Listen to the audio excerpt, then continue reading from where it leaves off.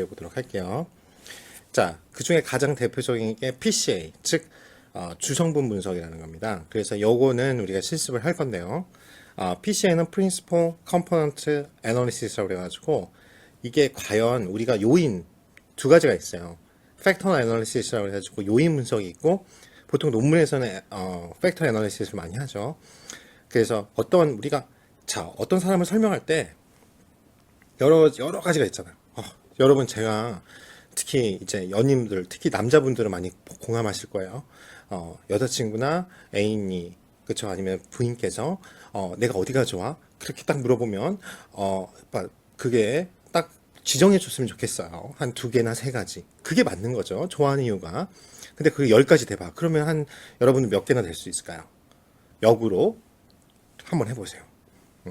그러면 그러니까 결국은 우리가 어떤 사람을 좋아하거나 똑같아요. 어떠한 실체나 이런 걸 보면 그거에 설명을 할 수 있는 그게 팩터거든요. 요인이거든요. 예를 들어서 어떤 회사가 성공했어. 그러면 여러 가지 요인이 있겠지만 그건 시대에 따라 다를 수도 있고 일반화를 하다 보면 설명할 수 있는 아주 키가 되는 팩터가 있단 말이죠. 그거를 추출하고 싶은 거예요. 그것만 갖고도 충분히 설명이 되니까. 자, 그래서 그 내용입니다. 결국 주요된 성분을 우리가 추출해요. 다 설명할 수 없고 이걸 다 적용이 안 되니까. 그래서 많은 변수가 있어요. 변수가 많으면 어떻게 한다고 했어요? 여러분들 자기 상관도 들어가고 공선성 있어요. 다중 공선성이라고 문제도 생겨요. 왜? 서로 완전하게 나눠지지 않았기 때문에. 그렇죠? 어떤 사람을 설명할 때 아름답기도 하고 귀엽다. 그러면 그 귀엽다 안에도 아름다움이 포함될 수 있고 귀엽다라는 그 개념 안에도 아름다움이 포함되어 있는 거예요. 사람마다 다를 수가 있단 말이에요. 그러니까 개념이 비슷비슷하면은 나누기가 힘들어요. 그래서 원래 개념을 딱딱 우리가 이제 구성 개념이라고 원래는 이제 여러분들이 공부를 통계학이나 이런 데 가면은 요 각각의 그렇죠? 명확하게 나눠져야 되거든요. 개념이. 근데 사실은 그러지 않은 경우가 많잖아요. 그래서 그런 것들이 명확하게 나눠지는 것들, 그거를 우리가 주성분 분석을 하는 거예요. 그 중에 똑같아요. 왜냐면 우리가 이게 수학적으로도 증명이 되긴 하는데요. 그것까지 설명 안 하고 결국은 오토고널하나 직교가 되면은 어떻게 해요? 정확하게 개념이 A라는 개념과 B라는 개념은 나눠진다. 여기서 출발한 거예요. 근데 명확하게 직교가 아니고 사각 회전이라는 것도 있어요. 그래서 결국은 뭐냐면 우리가 어떤 것 변수를 나눌 때요. 이 A하고 이 B라는 개념을 나눌 때 이제 이게 공간을 이제 어떻게 보면 회전을 해가지고요. 우리가 월통은 이렇게 돼 있잖아요. 근데 이가 이렇게 있어요. 지금 공간상 이걸 나누고 싶어요. 그러면 어떻게 해요? 요거 갖고 이렇게 직교 회전을 하는 겁니다. 결국 돌려요. 회전을 돌려가지고 판을 돌리는 거죠. 그러면 90도 각도로 돌립니다. 그러면 이제 이 A라는 집단과 B 집단과 어떻게 보면 군집 분석, 분류 문제도 돼요. 나중에 우리가 군집 분석을 이제 다음 시간에 배우겠지만 이렇게 나눠진다 이거예요. 그래서 이렇게 나누는 기법이 PCA 기법입니다. 그래서 그게 팩터 애널리시스하고 차이도 시험이 많이 나오니까 설명할 거예요. 그래서 PCA는 우리 많은 변수로 구성된 데이터에서 주성분, 주요한 성분 말 그대로 새로운 변수를 만드는 거예요. 그것만 뽑아가지고. 그래가지고 이 우리가 뽑은 거 한 3-4개를 뽑아서 이거 갖고 설명이 얼마큼 되나 보는 거죠. 그래서 기존 변수보다 차원. 왜냐면 우리가 변수가 예를 들어서 x1, x2 이렇게 y는 이렇게 돼 있다고 하시면 결국은 뭐예요? 자, 이거 좀 지울게요. 메모장이 따로 없어가지고 여기다 해야 되는데 또 제 얼굴이 크로마키로 나오잖아요. 보통 우리가 2차원 평면으로 x하고 y 이렇게 나누잖아요. 근데 이제 이렇게 변수가 하나 늘으면 차원이 는다고 합니다. 왜냐면 이거를 여러분이 표현하려고 하면 어떻게 해야 돼요? 3차원으로 표현해야 돼요. 배웠는지 모르겠어요. x1, x2. 그러면 요거에 대한 영향을 미치는 거. 이렇게 표현을 해야 되거든요. 공간상으로 표현해야 됩니다. 그렇죠? 그래서 차원이 줄어든다 이거야. 그렇죠? 만약 변수가 6개면 차원이 벌써 6개예요. 우리가 공간적으로 표현을 못하죠. 우리는 3차원 세계에 살고 있기 때문에. 그래서 딥러닝이 블랙박스 모델이니까 우리가 모형을 볼 수가 없어요. 뭐 100차원, 뭐 1000차원 이러잖아요. 그렇죠? 그냥 나중에 결과만 보고 그런갑다 하는 거예요. 근데 결과가 잘 맞아요. 그래서 요즘에 핫한 거죠. 그래서 기존 변수보다 차원을 축소한다. 그렇죠? 그러니까 변수를 줄인다는 거예요. 그래서 분석을 수행하는 방법입니다. 너무 많으면 그걸 다 설명한 것도 없고 각각이 결과도 안 나와요. 왜? 서로 막 상관이 있어가지고. 그렇죠? 그 상관이 있다고 다 없앨 거야? 그것도 아니야. 그러니까 최소한으로 축소를 해서 거기에 나온 새로운 값이 나오거든요. 그거 갖고 우리가 예측을 한다든가 이런 데 사용해요. 그래서 정보를 우리가 원하는 게 이거예요. 그래서 이게 굉장히 중요합니다. 정보를 최대한 우리가 갖고 있는 건 읽지 않고 유지하면서 그러면서 왜냐면 설명력이 아무래도 10개 어떤 사람을 설명할 때 10가지의 당신을 좋아하는 이유 10가지를 다 되는 거랑 세네 가지는 상대방도 그렇고 설명력이 부족해 이럴 수 있잖아요. 그럴 수밖에 없어요. 그렇죠? 근데 당신을 좋아하는 이유가 세 가지야 뭐 그쵸? 그런 거 딱 얘기했어요.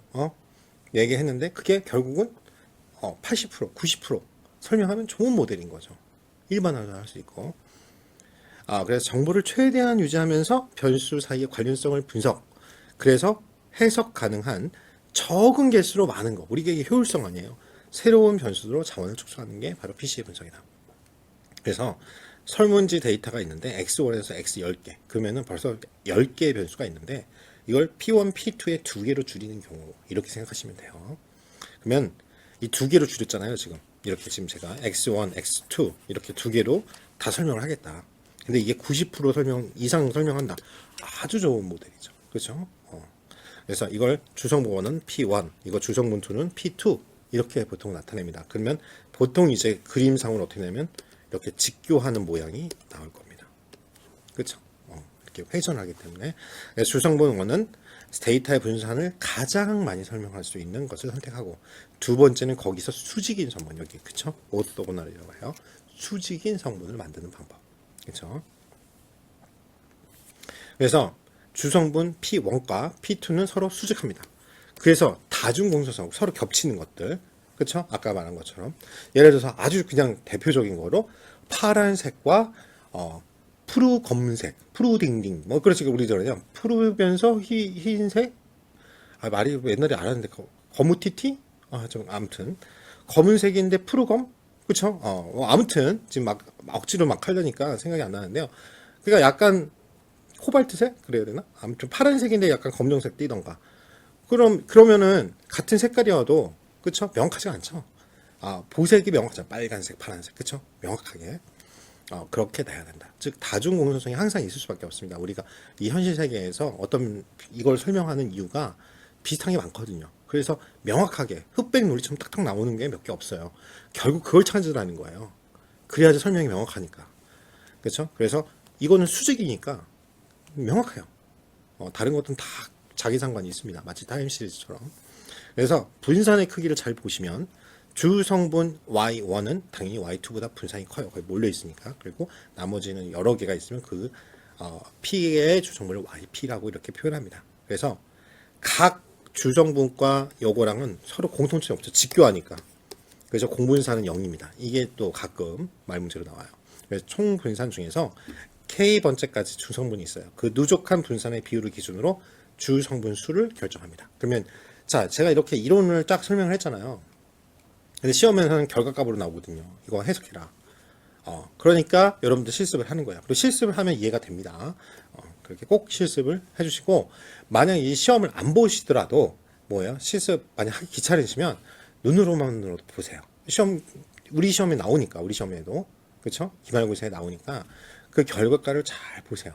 그러면은 여러분들은 결국 실무에 그렇죠? 여러분들이 사업을 한다고 그러면 결국 어디가 용역을 맡기던가 아니면 여러분 직원이 하면 그걸 보기라도 하면 해야 될 거 아니에요. 그렇죠? 그게 실제로 이런 말을 잠깐 드리면 제가 이 빅데이터 관련된 이제 경영대학원을 또 하나를 나왔었어요. 그렇죠? 작년에. 근데 거기에 어떤 분이냐 여러분 다 아는 국제적 외국계 기업의 전무님도 있고 케이블 TV의 사장님도 있어요. 그리고 그분들이 이 작품 땄어요 다. 그러니까 그분들께서 지금 박사과정 하고 계시거든요. 근데 그분들께서 실습 시간이 어떤지요? 그냥 이래요. 교수님 하면 잘한다. 그리고 해봐. 그리고 맨날 밥 사주면서 본인들은 안 해. 과제 프로젝트 하면, 같이 팀 프로젝트 하면 흔히 말하는 팀플 할 때 프리라이더. 그때 그렇지만 그분들이 하는 건 뭐예요? 잘했네. 팀 끝나면 밥 사주시고 술 사주시고 역시 훌륭해. 근데 이분들이 말했어요. 내가 왜 지금 이 나이 먹고 50 넘어서 이 수업을 듣는가? 결론부터 말씀드리면 갈구로 왔대요. 내가 그쵸? 외국계 기업인데 프로젝트를 요즘에 이런 딥러닝이나 머신러닝 계속 프로젝트를 지금 발급하는데 여러분들이 책임자인데 자기 도장이 찍혀요. 근데 한 프로젝트마다 10억이야. 근데 내가 모르고 좋군 그냥 돈 찍어요? 아니죠. 그러니까 알러 왔다는 거예요. 어떻게 돌아가는지를 알고 산업이 이게 내가 달 뭐래도 해석은 할 줄 알아야 되니까. 그러니까 여러분들이 흔히 말하는 내가 집에서 뭐 그쵸? 난 사장이에요. 지금 여러분 지금 수업 때 여러 명이 듣고 있잖아요. 그러면 내가 개인 사업 하시는 저점 대표도 있을 거고 다 있어요. 그리고 아니면 그냥 말단 사원도 있을 거고. 그러니까 말단 사원이신 분은 열심히 뭐 분석 관련된 일을 한다 그러면 배우셔야 될 거고. 그지 않으면 여러분이 누군가에게 시킬 때도 알아야 시키지. 여러분 피땀 눈물 흘려가지고 번 돈으로 그냥 할 거예요. 그런갑다 하고 그래서 오셨다는 거예요. 공부하러. 나이 50이 넘으셨고. 그러니까 한 번은 또 물리학 박사세요. 근데도 오신 거예요. 알아야 되니까. 그러니까 여러분들이 이거 막 하는 걸 힘들고 막 이렇게 하실 필요 없고 실습은 하지 마세요. 그거 시험 안 낸다고 그랬잖아요. 보시고 어떻게 해요? 아 그런갑다. 그리고 어차피 우리 시험 봐야 될 거 아니에요. 그리고 실제로 딱 자격증 취득하면 좋고 알죠? 그렇게 생각하시면 되겠어요. 그래서 주성 분석 PCA 시작해 보도록 하겠습니다. 자, 이제 주성분 분석에 대해서 같이 공부해 보겠습니다. 여러분 가지고 있는 파일 ADSP39 PCA를 여시면 될 거예요. 다시 말하지만 주성분은 중요성에 따라서 주요한 요인을 추출하는 기법입니다. 그래서 데이터 US arrest라는 데이터가 내장되어 있거든요. 그걸 보시고 우리가 str US arrest 이걸 하겠습니다. 그리고 좀 지저분하니까 다시 지우고 해볼게요. 자, 그래서 데이터 다시 한번 US arrest 여시면 그 데이터 value에 나오고요. 그다음에 우리가 전체적인 구성을 보고 싶다. 데이터 구성할 때 str 쓰죠. US arrest 하시면 여기가 뭐냐면 여러분 알다시피 murder, 그렇죠? 살인, 그다음에 뭐 폭행, 뭐 rape, 그렇죠? 이렇게 나옵니다. 어번팝이 내용을 봐야겠는데 이거는 한번 확인해 보겠습니다. 일단은 강간이죠. 이게 rape는 이런 범죄 관련된 내용입니다. 어떤 애들이 미국에서 잡혔냐 그 데이터고요. NLAW 하면은 그 전체가 50개가 있구나 구성이. 그다음에 law names 그렇죠? 그 US arrest를 하시면 이렇게 주가 나오죠. 50개의 주. 그러니까 50이 50개 주였구나. 알라바마, 그렇죠? 와이오밍, 뭐 여기, 그렇죠? 위스콘신 이런 주에 대해서 주별로 미국에서 어떤 범죄자가 잡혔는가, 그러니까 그 범죄 유형이 뭔지 나와 있는 거가 되겠죠. 그런 다음에 apply 함수를 이용해서 한번 보겠습니다. 그게 우리가 분산을 알고 싶을 때 apply 함수 이렇게 쓰죠. 데이터를 넣고 US arrest 하고 두 번째, 그렇죠? 이게 여리게 어떤 주별로 나오겠죠. 그리고 variance, 그걸 apply를 딱 하시면 각각의 이제 내용이죠. murder, 그 유형이죠. 우리가 변수에 갔으니까 변수명을 이 네 가지가 있잖아요. 데이터 프레임에 네 가지 변수인데 변수명으로 뽑을 때 이제 이게 열이니까 변수죠. murder, assault, urban pop, rape. 이게 각각의 분산이죠. 그러면 요거 한번 한 김에 복습할 겸 다시 한번 보면 요거에서 mean 하면은 뭐가 나와요? 평균값이 나오는 거죠. 이거는 서로의 그 분산 정도를 나타내는 거고 이게 평균, murder는 7번 정도, 7.7회 정도.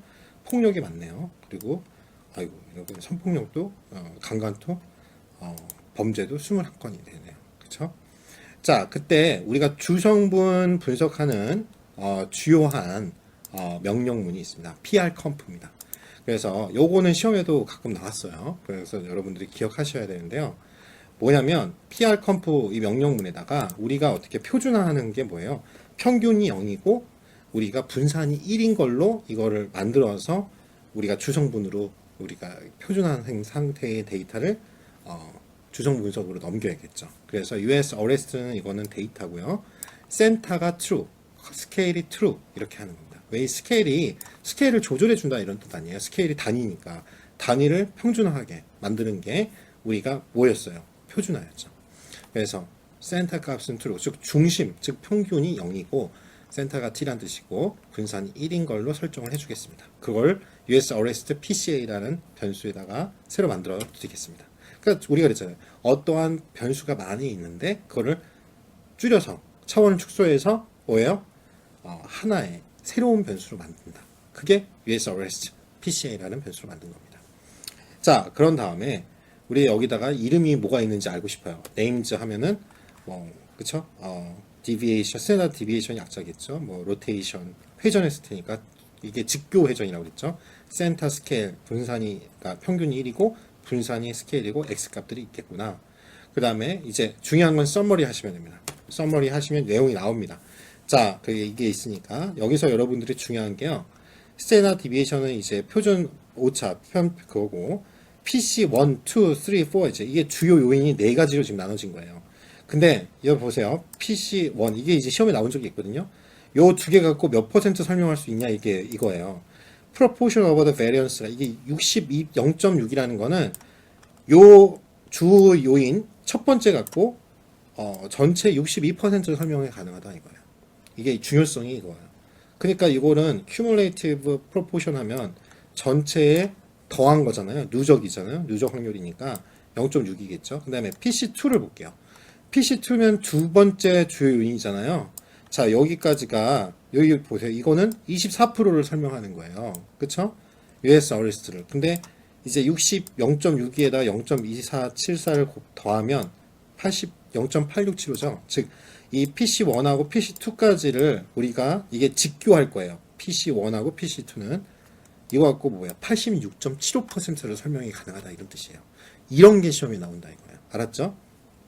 그리고 그러니까 중요한 건 우리가 세 가지로 나누면 되겠고요. 네 가지면 다 설명되고 세 가지 0.95664 95%가 세 가지 요인으로 나누면 다 된다는 거죠.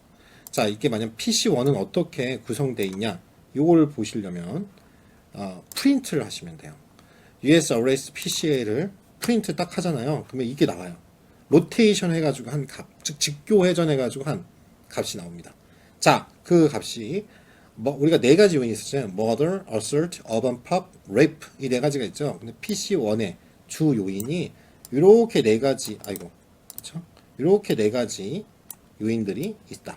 그러면 요거를 곱하면 돼요. 이게 n 곱하기 k니까 여기 0.5358995 곱하기 murder 플러스 마이너스 0.5831836 곱하기 assault 이런 식으로 네 가지를 여러분들이 해주시면 돼요. 이런 게 이제 여러분들이 결과 해석하는 거죠. 그래서 이거 플러스를 그리게 이게 타입이 L입니다.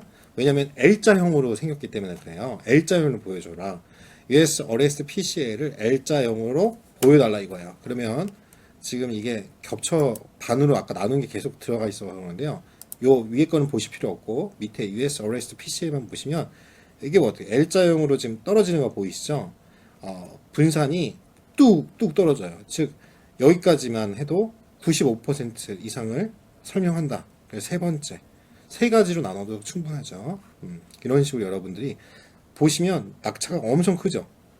그러니까 한두 개만 첫 번째가 많은 걸 설명하고 있습니다. 자, 이거를 여러분들이 이게 아니라 각각은 이제 떨어지는 걸 봤어요. 직교 회전한 그래프를 보고 싶어요. 자, 이거 어떻게 하냐? 바이플랫이라 하고 우리 US arrest PCA를 하시면 되는데, 자, 이게 보이세요?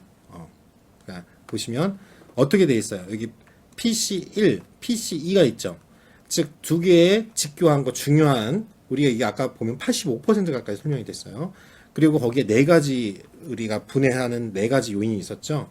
murder, 그쵸? assault, urban prop 이렇게 구성이 되는 거를 여러분들이 보실 수가 있습니다. 직교 회전한 그래프를 그래서 이렇게 좀 됐다. 여러분들이 아시면 될 것 같습니다. 자, 여기가 우리 주성분 분석에 대한 실습이었습니다. 이제 팩터 애널리시스 이게 보통 여러분들이 혹시라도 이제 석사 과정을 나중에 가신다면 논문 쓸 때 가장 많이 쓰는 것 중에 하나가 팩터 애널리시스입니다. 즉 이것도 차원 축소 기법이에요. 요인을 이거는 뭐냐면 공통성이 있는 것들 있죠. 그렇죠. 그래서 커뮤니널리티라는 말을 써요. 그래서 공통성이 많으면 아까 처럼 다중 공통성을 막기 위한 거예요. 그렇죠? 푸르딩딩하고 푸른색하고 같이 합친 거야. 파란색 계열이라고. 그러니까 바꿔줘요, 말을. 그게 이제 새로운 변수예요. 여러분, 이게 글로 보면 좀 이해가 안 되는데, 실습을 하거나 해보면은 금방 돼요. 그러니까, 이게 파란색이 있고, 코발트색이 있고, 뭐, 예를 들어서, 뭐라고 그래요? 뭐, 에메랄드색? 다 약간 파란색이죠. 그러면 이거를 합쳐가지고, 새로운 변수가 합쳐가지고 3으로 나눠줄 거 아니에요. 예를 들어서, 각각에 있는 값을. 그래가지고, 그거를 새로운 변수 이름이 파란색 개통. 이렇게 하는 게 새로운 변수가 나온다는 거예요. 이해되시죠? 그래서 여러 개의 서로 관련이 있는 변수들을 공통성을 기준으로 묶어줍니다. 그래서 그 데이터에서 여러 변수를 새로운 공통적으로 부여 가능한 요인을 파악하는 통계 분석 방법이에요. 전통적인 방법입니다. 그래서 이거 갖고 회귀 분석이나 판별 분석이라고 해서 구분해줘. 자, 이거 판별 분석이 예전에는 제일 많이 썼어요. 머신러닝이나 이런 딥러닝. 이 이제 확대되기 전에 우리가 다음 시간에 머신러닝에 해당되는 정형 데이터를 2주에 걸쳐서 대충 배울 건데 그걸 실습을 한다 그러면은 이제 뭐 제가 데이터 마이닝 수업을 하지만 한 학기 분량이에요. 그러니까 안 되고 2주 만에 끝내야 되기 때문에 이론 중심과 약간 실습 몇 개를 할 건데 내용이 길 수밖에 없어요. 통계 분석보다 2배 어려우니까. 옛날에는 머신러닝 R이나 파이썬이 나오기 전에는 그런 걸 해결할 수 있는 게 매틀랩이라는 이제 공학수학에서 이용하는 것과 그래서 수학적 공학수학에서 이용하는 것과 또 이제 아는 SAS, 그쵸? 그거 2개밖에 없었거든요. 그런 대용량을 설치한 그것도 정형 데이터만, 그쵸? 그래서 판별 분석을 제일 많이 썼던 거예요. 통계적으로 그러니까 뭐냐면 신용카드사에서 이 사람 신용카드 발급해도 돼? 합격, 불합격. 판별점을 기준이 있어야 되겠잖아요. 그걸 갖고 했다는 거죠. 그때 이 공통성을 갖고 그러니까 예를 들어서 이 사람은 잘 갚는 그런 유형이야. 그 공통성들이 있을 거 아니야. 그 요인과 아닌 요인, 상반된 요인 2가지. 빨간색 계통, 아까 파란색 계통 이렇게 딱 나눈 다음에 그 판별을 갖고 여기 넘으면 빨간색, 여기 넘으면 파란색. 이해되시죠? 이렇게 하는 게 판별 분석이에요. 넌 A, 넌 B, 알았죠? 이런 식으로 하는 게 그런 식으로 하는 게 판별 분석이다. 보통은 이걸 제일 많이 썼다. 일반적으로 경영학에서는 보통 조사 방법론이나 기초 데이터 뭐 엑셀 갖고 하거나 이러면 여기까지만 해요. 그렇지만 우리는 공학 전체를 하는 그렇죠? 빅데이터 정보 보호학과이기 때문에 적어도 이 정도는 다 아셔야 된다 이거죠. 머신러닝까지는 아셔야 됩니다 무조건. 자, 그래서 팩트 애널리시스 예를 딱 들으면 쉬워요. 자, 학생이 100명이 있습니다. 그 중에 국영수, 사, 역사, 물리학, 화학, 지구학, 생물학 딱 하면 9개 과목이잖아요. 요거 갖고 우리도 그러잖아요. 이거 어떻게 나눠요? 언어 영역, 수리 영역, 사탐, 과탐 이렇게 생각하시면 돼요. 그게 새로운 변수래요. 그게 공통성을 갖고. 그래서 성적을 구했을 때 전체 데이터를 설명할 수 있는 공통인자 그 변수를 보여요. 그러면 국어, 영어 뭐예요? 언어잖아. 수학, 물리, 화학 뭐야? 수리잖아. 사회, 역사, 지구학, 생물 뭐야? 이거는 인지죠. 어떻게 보면 4가지로 사탐, 과탐 나눠야 되죠. 이거 정확하게 말하면 사탐, 과탐. 자, 4개로 나눌 수도 있고 3개. 그러면은 그걸 이제 분석을 하는 거죠. 여기서는 이제 인지 능력으로 나눴다는 거죠. 그래서 9개 데이터를 3개의 공통인자로 뽑을 수 있다. 이렇게 구분하다. 그래서 이제 개념을 만들 때, 구성 개념을 만들 때 어떤 것이 어떤 걸 해줘요. 10개나 요소가 되면은 9개나 되면 복잡하니까 이 3가지가 이 사람의 수능 성적에 영향을 준다. 이런 식으로 모형을 만드는 게 기존의 통계를 바탕으로 한 연구예요. 바로 그때 제일 많이 썼던 거죠. 이게 팩터 애널리시스가. 그렇죠? 그래서 9개 변수를 각 분야를 대표하는 3개의 변수로 결국은 뭐야? 축소했죠. 9차원을 3차원으로 줄인 거예요. 그렇죠? 그래서 이 차이를 꼭 아셔야 됩니다. 그렇죠? 주 성분 분석과 요인 분석. 차원 축소는 똑같은데 차이가 있습니다. 뭐냐? 공통점은 말 그대로 데이터를 구성하는 여러 변수가 있는데 그 중에서 적은 수로 새로운 변수를 만들어주는 거예요. 근데 주성분 분석은 중요성이 있다는 거예요. 말 그대로 1요인, 주요니까 중요성에 따라서 1요인, 2요인. 제일 많이 설명력을 갖고 있어. 이게 60%를 설명해. 그러면 P 1. 자, 그 다음에 직교하는 게 20% 설명에, 그게 뭐예요? PCE. 만약, 그쵸? 이런 식으로 나타나는 거예요. 그러면 이것만 해도 뭐예요? 이 두 가지, 10가지가 있었는데, 요인이 이 두 가지만 갖고, 이 어떤 현상이나, 우리가 연구하는 어떤 목적물에 대해서 80%를 설명해. 그쵸? 그러면 이 10개를 다 할 필요 없잖아요.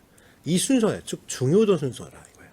근데, 팩터 애널리시스는 그게 아니라, 그냥 대등한 거예요. 그냥 아까 치면 엉영, 수리엉영, 사탕, 과탐 이런 식으로 그냥 해요. 자, 결국은 얘네들이 팩터 애널리스는 그냥 다 동등하다 이렇게 보고 뭐로 나누면 회귀 분석을 돌리던가 그거 갖고 그거하고 각각의 영향력이 내가 분석하는 원인과 결과에 결국 이게 주요인이 된다는 걸 회귀 분석을 돌려야지만 알아요. 이해되시죠? 그래서 실제로는 이 두 가지를 다 씁니다.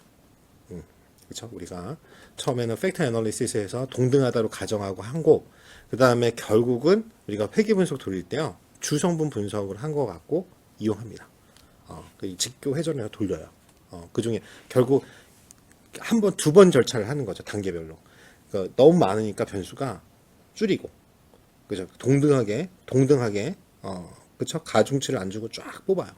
그러면 한 5개, 6개 나와요. 그 6개 종류에서 중요한 걸로 가장 하나씩 뽑아줘. 이게 절차인 거죠. 이게 논리적으로. 자, 일단 여기까지가 차원 분석 중에서 팩터 애널리시스, 그쵸? 요인 분석에 관한 내용이었습니다. 자, 이제는요, 다차원 척도법, MDS라는 기법을 할 겁니다. 그게 말 그대로 멀티 디멘셔널 스케일링이에요. 즉, 뭐냐면, 다차원. 그쵸? 보는 거예요. 여러 대상의 특정 사이의 관계에 대해 수치적 자료를 이용해서 이게 유사성에 대한 측정 거리, 상대적 거리에 대해서 구조하는 방법입니다.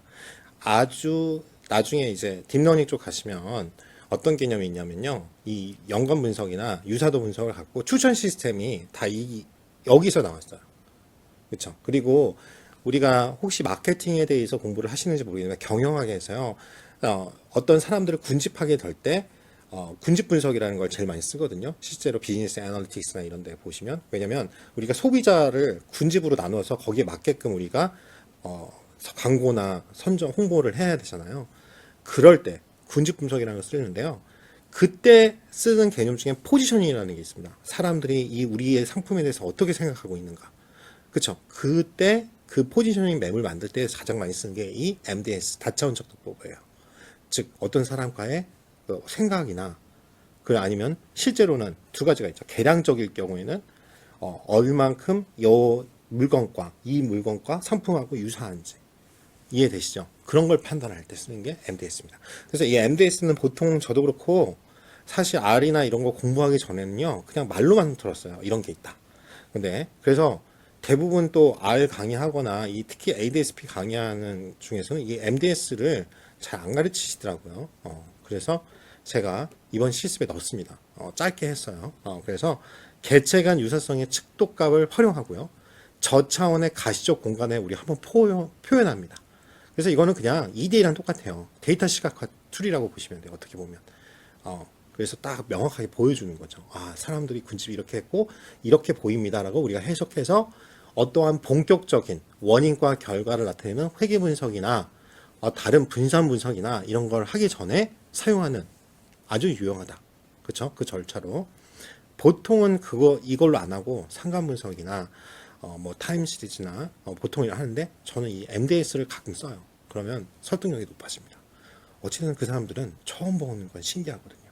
그리고 다른 사람들은 이렇게 분석하는데 난 이렇게 차별화 요소가 됩니다. 그래서 2차원 또는 3차원으로 특정 위치에 관측치를 배치해서 보는 그래서 척도하기가 아주 좋은 방법이라고 생각하시면 됩니다. 그래서 이렇게 되는 거예요. 유클리아드한 거리의 모형이 있는데요. 이제 서울하고 같은 거니까 우리 상관 분석이랑 똑같아요. 그냥 0이죠. 거리 차이는 없잖아요. 서울에서 서울 가는데 서울하고 인천은 28km 막 이런 식으로 해서 이렇게 사분면에 중심선을 그어서 2차원 공간에 표시를 하는 겁니다. 그러면 눈으로 한눈에 봐도 일단은 이렇게는 같은 묶음 이렇게 어떻게 보면 또 다른 군집 분석도 되고요. 또 하나는 여기하고 여기는 차이가 별로 가까운 근거리구나. 자, 그러면 이거 갖고 도심 지역을 나눌 수도 있겠죠. 우리 이런 거를 어떻게 이용하실 수 있냐면요. 여러분들이 공급망 같은 거 공장 짓거나 그럴 때, 뭐 여기는 1타이어, 여기는 세컨 타이어 이런 거 할 때도 아주 유용한 거죠. 왜냐면 유통 같은 경우나 우리가 공장 위치 같은 거 선정할 때도 굉장히 중요합니다. 그렇죠? 유클리디안 거리를 가장 기본적으로 쓰니까요. 그래서 이 스케일을 어떻게 분석하냐, 멀티 디멘션 스케일링 분석 과정은 첫 번째 다 똑같아요. 데이터 수집합니다. 아주 괴로운 거죠. 그렇죠? 근데 요즘에는 편한 방법이 많아졌지만 그것보다 이제 중요한 게 이제 전처리 과정이 여기서는 유사성과 비유사성 측정하는 겁니다. 그러니까 특성을 수치화해야 돼요. 수치화. 우리가 수치화, 비정형 데이터도 다 수치화해야 돼요. 데이터화해야지만 우리가 분석이 가능하죠. 그래서 개체 사이의 거리, 즉 이걸 대부분은 여러 가지 방법이 있어요. 거리 구하는 공식이. 근데 우리가 쉽게는 유클리디안 거리를 이용하시면 되죠. 그리고 공간상에서 개체를 어떻게 표현할 건가, 그렇죠? 그리고 그거는 이제 다 모듈화 돼 있으니까 안에서는 보이면 되고, 그런 다음에 최저 표현을 결정합니다. 현재 개체의 상호 위치에 따른 관계가 개체들 사이에서 비유사성이 어느 정도 적합한지를 결정하시면 됩니다. 그래서 오늘의 마지막 실습, 그렇죠? 그리고 챕터 4, 그렇죠? 통계 분석, 그렇죠? 머신러닝 들어가는 정형 데이터 전에 마지막 실습이 되겠죠. 다차원 척도법 MDS에 대해서 같이 실습을 하는 시간을 갖도록 하겠습니다. 잠시 후에 뵙겠습니다. 자, 여러분, 이제 ADSP R40번 MDS, 즉 다차원 척도법에 대해서 같이 실습해 보겠습니다. 처음에 패키지는 MASS라는 패키지가 필요합니다. MASS라는 패키지를 여러분들 없으시면 패키지를 인스톨 하시고요. 그 다음에 라이브러리는 MASS라고 하면 됩니다. 자, 그러면 지금 될 거예요. 쭉쭉 되고 있죠? 열심히 깔고 있네요. 자, 그런 다음에 이 중에서 유로 디스턴스, 그쵸? 즉 유럽 간 그 거리가 어떻게 되냐, 데이터를 불러올 거고요. 내장되어 있습니다. 그러면 우리가 일반적으로 데이터 하면은 이제 str, 즉 구성이 어떻게 되는지 알아보자는 거죠. 집어넣어서 볼게요. 그러니까 이건 간단하네요. 1부터 220 10가지가 있는데 사이즈 넘버 21이고, 이 어트리뷰트 보면 사이즈하고 레이블이 있어요. 두 가지가. 그리고 레이블은 캐릭터로 되어 있네요. 뭐 여러분 알다시피 에센스, 즉 아테나, 그쵸? 그리스 수도죠. 뭐 바르셀로나, 브로소, 그쵸? 이런 것들이 있습니다. 그래서 요 유로 디스턴스를 그냥 한번 열어볼게요. 그냥 여기 보면 유클리드 거리 같이 그거에 대해서 나눈 것 같아요. 이렇게 데이터가 쭉 각각에 대해서 얼마큼 떨어져 있냐. 즉 아테네하고 바르셀로나하고 3313, 이 단위를 잘 모르겠네요. 단위가 안 나와 있어서. 그리고 예를 들어서 브뤼셀하고 아테네하고는 2963, 그쵸? 이렇게 자기 자신은 빠져 있고요. 이제 이런 식으로 지금 나타나 있습니다. 그래서 이런 데이터를 이제 계량형 데이터, 숫자로 되어 있으니까 이런 계량적 다차원 척도법에 쓴 함수랑 비계량적인, 즉 비정형 글씨로 되어 있는 그런 다차원 척도법이 다릅니다. 그래서 이럴 때는 CMD 스케일이라는 함수를 사용하시면 됩니다. 그래서 CMD 스케일하고 이 유로 디스턴스 데이터를 집어넣어서 우리가 MDS 유로 디스턴스라고 변수를 만들어서 열겠습니다. 자, 그러면 이렇게 각각의 떨어진 정도, 기준에 따라서 떨어진 정도가 이렇게 나올 겁니다. 여기 보시죠? 열로 나오죠. 에센스, 바르소나 떨어진 정도가 각각 나옵니다. 이게 뭐 말하는지 잘 모르겠으니까 우리 어떻게 해요? 데이터 시각화, 그렇죠? 플롯을 그려서 그림으로 한번 보겠습니다. 이제 3점도 형식으로 이렇게 나오죠. 유로 디스턴스 1일 때, 2일 때 두 가지로 이제 보는 거죠. 그때 이렇게 분산이 돼 있는 거, 분포가 돼 있는 걸 여러분들이 보실 수 있습니다. 자, 여기다 이제 텍스트를 넣고 싶어요. 그러니까 우리가 이제 변형된 이 데이터를 여기다 집어넣고, 이제 여기 행이 뭔지를 궁금하잖아요. 그거는 MDS 디스턴스에 있는 값들 이제 넣어라. 그것도 뭐 에센스나 뭐 이런 것들이 이제 텍스트로 여기에 그림에 나오겠죠. 그리고 그거의 포인트로 0.7 정도고, 컬러는 빨간색으로 해서 그림을 각각 도시명을 이제 찍어달라는 거예요. 그쵸? 그러면 여기 열어볼게요. 보이시죠? 각각이 빨간색으로 지금 보이는 걸 여러분들이 확인하실 수가 있어요. 거기다가 잘 모르겠으니 어떻게 해요? 이거를 AB 라인이라 하면요, 우리가 선을 딱 그어다는데 이제 중앙 여기 버티컬이란 뜻이에요. 그러니까 수직 그리고 수평선 호라이즌, 즉 수직적인 것도 수직선도 그리고 수평선도 0을 지나게, 이 지금 보시면 0, 그쵸? 지나게끔. 그런 다음에 이제 이거는 뭐 LWD는 이제 width예요. 그 라인의 그 넓이 뭐 이런 것들입니다. 그러니까 그걸 갖고 지금 한번 보시면 이렇게 0을 지나는 그쵸? 중심을 지나는 이제 선을 만들었습니다. 수평선과 수직선을. 그러니까 딱 보시면 이것 어떻게 보면은 또 하나의 군집 분석이죠. 여기에 지금 몰려 있죠. 그쵸? 제네바랑 기준으로 이 볼셀은 이쪽 밑에 또 몰려 있고요. 이 거리가 여기 보시면 파리하고 가깝고 브뤼셀하고, 그쵸? 여기 보시면 바르셀로나랑 마드리드랑, 그쵸? 같은 나라니까, 그쵸? 이렇게 군집이 나눠지는 걸 여러분들이 확인하실 수가 있습니다. 거리에 따라서. 자, 두 번째는요. 결국은 이거를 알고 싶어하는 경우가 많죠, 사람들이. 그래서 이게 다차원 비계량적 다차원 셔터법 실습을 해볼게요. 이제 패키지를 설치해야 되는데요. HSAUR이라고 하는 패키지를 설치하시고 라이브러리로 불러드리겠습니다. 설치가 끝나면. 자, 그래서 불러드릴게요. 자, 이제 뭐냐면 데이터를 읽을 건데요. 어떤 데이터냐면 15명 보팅 데이터인데요. 보트 하면 투표잖아요. 뭐냐면 15명의 의원이 19개 환경 법안에 투표한 결과를 나타낸 데이터예요. 그러면 이게 뭐냐? 같은 성향을 갖고 있는 사람이 누구냐? 그걸 알고 싶은 거예요. 자, 보팅이라는 데이터를 우리가 그 중에서 이용할 건데, 패키지는 이걸 이용할 거다. 거기에 데이터를 갖고 와라. 그리고 라이브러리 매스를 하셔야 됩니다. 이건. 그러니까 우리가 이때는 뭐 데이터가 안에 있는 걸 갖고 오니까 이런 절차가 있는 거고요.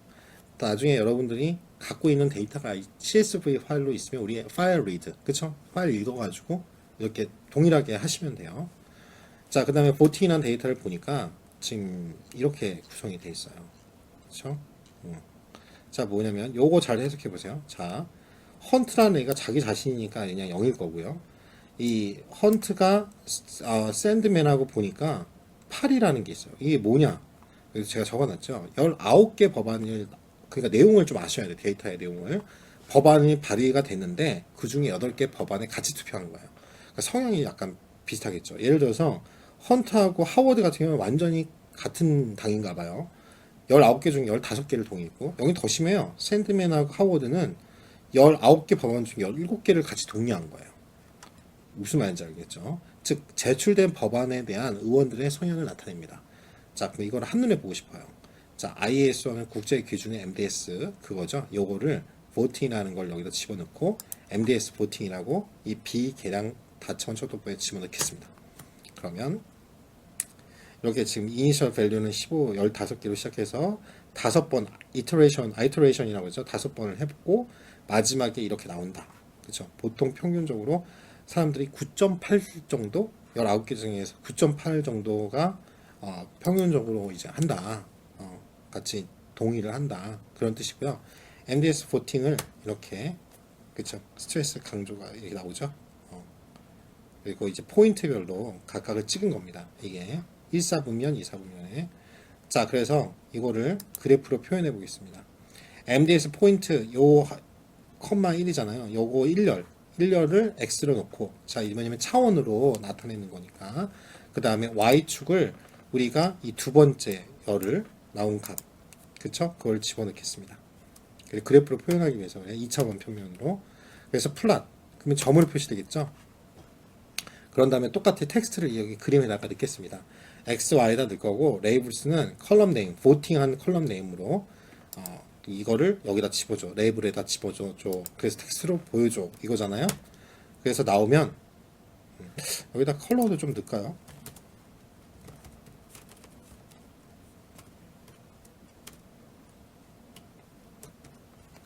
이렇게 할까? 다 빨개지네요. 실패작인 것 같아요. 그렇죠? 이렇게 나오죠 지금. 괜찮네요. 명확하네요. 그러니까 지금 보시면 여기 로하고 뭐예요? 데니얼 이쪽 몰려 있네요. 민씨. 이분들은 거의 비슷한 성향을 갖는다는 것을 여러분들이 보실 수 있습니다. 나중에 우리가 사회 관계망 그런 거 이제 할 때 SNS 분석이나 이런 것도 이런 거를 기초로 하고 있죠. 거리에 따른. 그렇죠? 자, 여기까지가 여러분 MDS 다차원 척도법에 대한 실습이었습니다. 자, 오늘 수고 많으셨습니다. 할게요. 자, 데이터 마이닝이란 그쵸? 이게 의문을 가지셔야 돼요.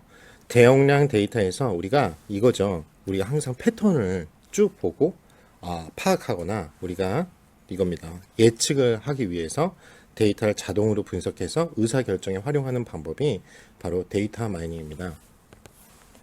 그래서 우리가 흔히 말하는 통계 분석이랑 데이터 마이닝이랑 차이가 있습니다. 그러니까 우리가 가설 또는 가정 그 한 다음에 우리 배웠죠? 가설 검증할 때 H0, HA 그쵸? 그래서 그런 거에 대한 분석이나 검증은 통계학 전문가가 사용하는 도구가 아닙니다. 그쵸? 이건 뭐냐면 우리가 수리 알고리즘, 우리가 뭐 여러분들이 공학 쓰면은 수치 해석 뭐 이런 거죠. 그걸 이용해서 데이터베이스의 데이터로부터 우리가 일단은 이론적으로 이렇게 수학적으로 나오는데 어떤 알고리즘이 이거 갖고 이용해 봤을 때 이 많은 수많은 데이터 중에서 과연 우리가 패턴을 보이거나 의미가 있는 정보를 찾아내는 그러한 모든 방법을 전부 다 데이터 마이닝이라고 하는 거예요. 그래서 정보 찾는 방법론에 따라서 뭐 이제 우리가 가장 많이 쓰는 게 이제 회귀 분석이고요. 로직 분석이 바로 로지스 회귀입니다. 그 다음에 최근접 이웃, 그쵸? 그 다음에 이제 우리가 요즘에 흔한 CNN, AN, 인공지능이죠. 그 다음에 우리가 이번 시간에 같이 공부할 의사결정 나무, 그쵸?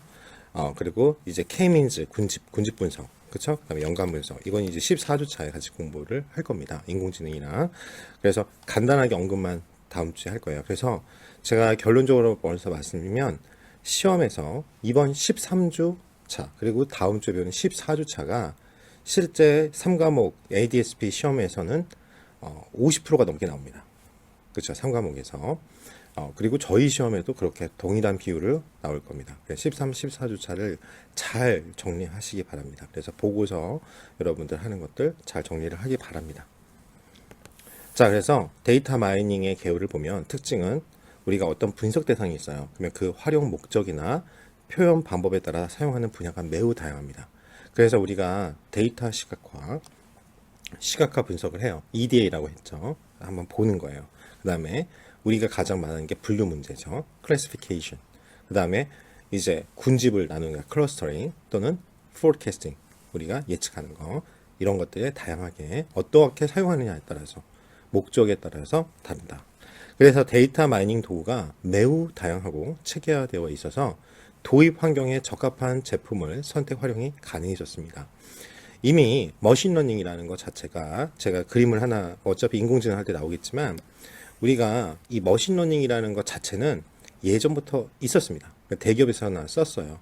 그렇죠? 그리고 실제 여러분 알다시피 중소기업에서는 사스도 라이센스비가 비싸서 그리고 그만큼 데이터 트래픽이나 뭐 그런 것들이 없어요. 그래서 그냥 일반적으로 엑셀 통계만으로도 가능했습니다. 여러분들이 우리 수업에서는 언급을 그냥 안 하고 통계학에서 했기 때문에 안 하고 넘어가는 부분, 예를 들어서 아노바는 했겠지만 아노바 분석이나 우리가 T 분포 예전에는 이게 굉장히 중요했어요. 지점별 우리 매출이나 그 대부분 작은 회사들은 그 정도만 해도 인사이트를 엄청 얻을 수 있었거든요. 그렇죠? 근데 이제는 뭐냐면 이런 머신러닝이 컴퓨팅 파워가 되면서 이 통계학에 있는 그 기초 통계뿐만 아니라 머신러닝 그 비용이 비쌌거든요. 그 서버 구축하고 이런 비용이 그거 필요 없어도 클라우드 서비스를 이용해서 가능해졌기 때문에 그럽니다. 그리고 우리가 알다시피 파이썬이 생기면서 그렇게 고급 언어를 이제 C++이나 뭐 많은 언어들을 아시고 사스나 이런 통계학자들이나 이런 연구진이 구비되어 있는 그런 기업이 아니어도 이제는 얼마든지 오픈되어 있는 소스를 가지고 와서 튜닝만 하면 아니면 정 안 되면 데이터를 비슷하게 만들어서 그 결과가 나오는 것만 진짜 실제로 중소기업도 많이 그렇게 해요. 그냥 코드 갖고 코드 해석은 안 돼. 대신 결과 나오면 그걸 이용하고는 싶어. 그러면 어떤 데이터를 이 코드가 읽어가지고 할 수 있는 그 형태만 갖고 와서 한마디로 정형 데이터만이라도 돌린다 이거예요. 그래서 우리 시험 범위도 정형 데이터. 그렇죠? 왜냐면 비정형 들어가면 이제 여러분 알다시피 딥러닝으로 가야 되니까. 근데 여러분 알다시피 딥러닝이라는 말이 많이 나오죠. 그러면 딥러닝은 머신러닝의 일종이에요. 그냥 머신러닝의 한 부분이라고 생각하시면 됩니다. 딥러닝은. 근데 왜 이렇게 요즘에 핫하냐? 우리가 그 딥러닝이라는 건 인공지능 모형인 퍼셉트론이라는, 그쵸? 그게 파이썬을 만나면서, 그리고 그 해결을 못했던 방식을 해결을 하면서, 결론적으로 말하면 렐로라는 방식으로 해결을 됐어요. 그렇게 되면서 이제는 성능이 너무 우수한 거예요. 그래서 이제 핫해진 것 뿐이죠. 그쵸? 그 머신러닝 분야에서 한 부분이었는데, 방법론 중에 하나였는데, 지금 거의 머신러닝 비법 중에서 거의 절반 가까이를 차지할 정도로 성장을 하고 있는 겁니다. 그렇게 생각하시면 되겠습니다. 그러면 그래서 중요한 건 이거예요. 데이터 마이닝을 통해서 우리는 분석 결과의 품질은 결국 우리가 그거예요. 경험치가 중요하고요. 그러니까 이런 분석 업무를 많이 하는, 그리고 역량. 그래서 데이터 분석 쪽은 솔직히 석사까지를 하셔야 됩니다. 이제 현업에서도 계속 하시면서. 그래서 분석 대상의 목적 복잡성이나 중요도가 높으면 풍부한 경험을 가진 전문가에게 의뢰할 필요가 있어요. 제가 잠시 설명을 예전에 조직하면서 설명을 드렸을 거예요. 그냥 너 통계학과 나왔어? 완전 마치 군대처럼, 예전에 군대 행정병 뽑을 때 하는 것처럼, 그냥 너는 수학과 나왔네? 뭐야? 너 컴공이네? 자, 이제부터 6개월 안에 결과 내놔. 이런 데는 다 망한다는 거죠. 그렇죠? 사용하는 언어가 또 도구도 다 틀려요. 여러분 알다시피 우리 공학도들은 매틀랩 많이 이용하시고, 그렇죠? 수학이나 통계는 R 이용하고. 그러니까 이제 다 틀리는, 뭐 방법이 틀려도 가면 되는데 서로가 해석이 안 되면 문제죠. 그런 문제가 있다는 것도 있고, 대부분 이제 이게 몰라도, 내가 코드는 잘 몰라도 개념을 해가지고 딱 해석할 때 서로 그렇게 도움이 돼야 되는데, 이쪽 분야가 깊게 딥러닝 쪽으로 가면은 90%가 수학이고 고급 수학이에요.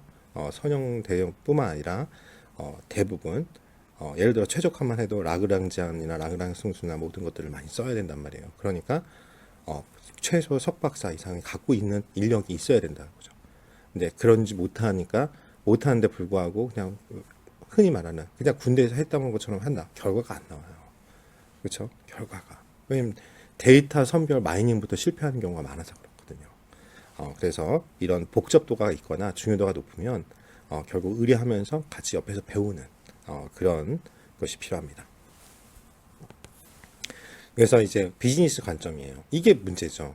우리가 뭐 AI 해도 이걸 비즈니스 모델로 만들어서 이제 기업에서 많이 필요한 거 아니에요? 수익성이 나와야 되는데 그렇게 하기가 힘든 이유가 있습니다. 실제로 통계학 전문가하고 대기업 위주의 시장이다 이거예요. 그래서 쓰기 힘들고 단순 반복 작업이 너무 많아요. 제가 NGD라고 했잖아요. 우스갯소리로 데이터 정제에 시간이 너무 많이 걸립니다. 그래서 실무에서 적극 이용하기 어려워요. 그래서 항상 이거 하시는 분들이 하는 말이 뭐냐면 AI 그러는데 이 데이터 정제를 알아서 AI가 해주는 그런 AI가 나왔으면 대박이겠다 그런 말. 제발 여기 제 수업을 듣고 있는 우리 그 중에서 이제 컴공 있으신 분들은 그런 프로그램을 만들어 주셨으면 좋겠습니다. 그 앞에 데이터 NGD 이름을 NGD 솔버라고 해주세요. 그렇죠? 그래서 만들어 주세요. 너무 힘들어요. 그렇죠? 그냥 가만히 클릭 누르면 3초 내에 모든 게 데이터가 깔끔해지게 하는 다들 그걸 꿈꿔요. 하시는 분들이. 그래서 데이터 준비를 위한 추출 가공 부담. 그 다음에 경영진과 일단 어려운 소통이에요. 이게 진짜 웃겼습니다. 다른 이제 학교에서도 교수님이 이거를 데이터를 이렇게 딥러닝이나 쭉 해가지고 결과가 딱 나오잖아요. 그럼 그거 어떻게 됐냐고 설명을 해야 되잖아요. 근데 제가 말했잖아요. 90%가 수학이에요. 그러면 뭐 딥러닝 하면서 여기서는 라그란지 순수를 쓰고 이게 최적화를 옵티마이제이션 하려면은 그쵸? 그래가지고 이거를 벡터라이즈해서 뭐 이미지를 다 디지털화하고 막 이런 식으로 막 설명을 해요. 뭐 뭔 소리인지 뭐 왜 외겨워져? 설명을 한국말로 하는데도. 그래서 실제로 이거 발표하는 거 보면 이게 교육부나 이런 데 특히 공무원분들은 더 이해가 안 되시잖아요. 그러니까 요즘에 저희도 이제 뭐 국가 사업이나 뭐 지금 교육이나 이런 거 하고 있거든요. 저희 학교도. 그러면은 권고 사항이 뭐냐면 이해도를 높일 때 그리고 학습자를 독려하기 위해서 이렇게 동영상으로 설명을 해줘라. 그러니까 그래서 데이터 시각화가 요즘에 뜨는 거예요. 왜냐면 그림으로 보여주면 사람들이 뭔지는 잘 몰라도 나오잖아요. 의사결정권자들이 도장을 찍어준다 이거죠. 결제를. 이해가 된다. 아무튼 나머지는 너네들 전문가 잘 아는 것 같은데 어찌됐든 결과가 표나 그래프로 띵 하고 나와요. 그쵸? 그래서 데이터 시각화가 굉장히 요즘에 각광을 받는 겁니다. 그런 툴이 R이랑 파이썬에 있는 거고요. 그래서 데이터 핸들링에만 사용하고 있고 또 일단 믿질 못해요. 그쵸? 그런 부분을 우리가 이런 어려움을 이제 아니까 이제 비즈니스 이 세계에 이게 왜 못하는지를 아니까 이거에 대한 해결 방법을 우리가 고민해 봐야겠죠.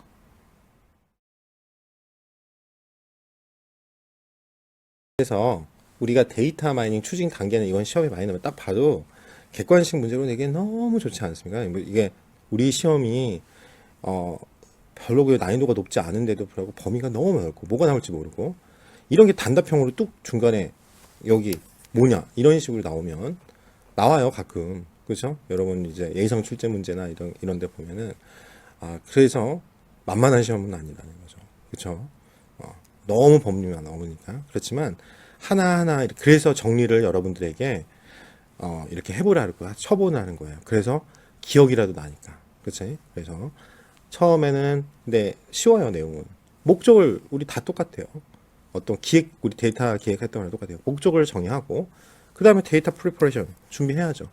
그런 다음에 준비하면 뭐예요? 이제 우리가 매니플레이션이라고 하죠. 가공해야죠. 우리가 필요한 그 목적에 맞게끔. 그런 다음에 여기에 이제 기법이 들어가는 겁니다. 그 머신러닝 기법이. 그런 다음에 우리가 뭐예요? 이게 맞는지 평가해야죠. 이게 이밸루에이션이죠. 검증해야죠. 이게 저번에 설명했지만 오버피팅 설명하면서 어떻게 했어요? 여기 내 케이스만 맞으면 뭐예요? 그냥 쓰레기라고. 그쵸? 우리 이게 다른 데도 적용이 가능해야 우리 훌륭한 업적을 남긴 거죠. 여러 군데서 활용할 수 있게. 그래서 하나씩 설명해 드리겠습니다. 목적 정의를 할 때 도입 목적을 분명하게 하고 우리가 이 데이터만을 통해서 무엇을 왜 하는지를 정확하게 남들이 많이 하니까 우리도 저기 대기업에서 경쟁사에서 우리도 해. 자, 꾸려. 그래서 초기에 많이 실패했어요. 여러분 한참 알겠지만 막 TV에서도 예전에 뉴스 같은 경우 보면 막 워드 크라우드로 막 이렇게 보여주고 오늘의 키워드 뭐 이런 빈출되는 단어. 자, 그거 정제 제대로 안 되면 우리나라 말도 그렇지만 이 가을을 그쵸? 조사가 엄청 나와요. 빈도수 그 글자 얼마나 많이 나오는 그냥 카운팅한 거 그림 시각화해 주는 게 워드 크라우드거든요. 그러니까 데이터 정제만 다 잘 되면 워드 크라우드는 이쁘게 나옵니다. 그쵸? 그래서 여러분은 알다시피 이제 중요한 거는 우리가 이걸 그냥 남들이 하니까 하는 게 아니라 정말 필요해. 우리가 이쪽을 데이터를 이제 안 하면 안 되니까 작게라도 하나씩 우리 업무에 적용해보는 그런 아주 현실 가능한 그걸 feasibility라고 해요. 실현 가능하고 현실적인 그래서 우리 배웠죠.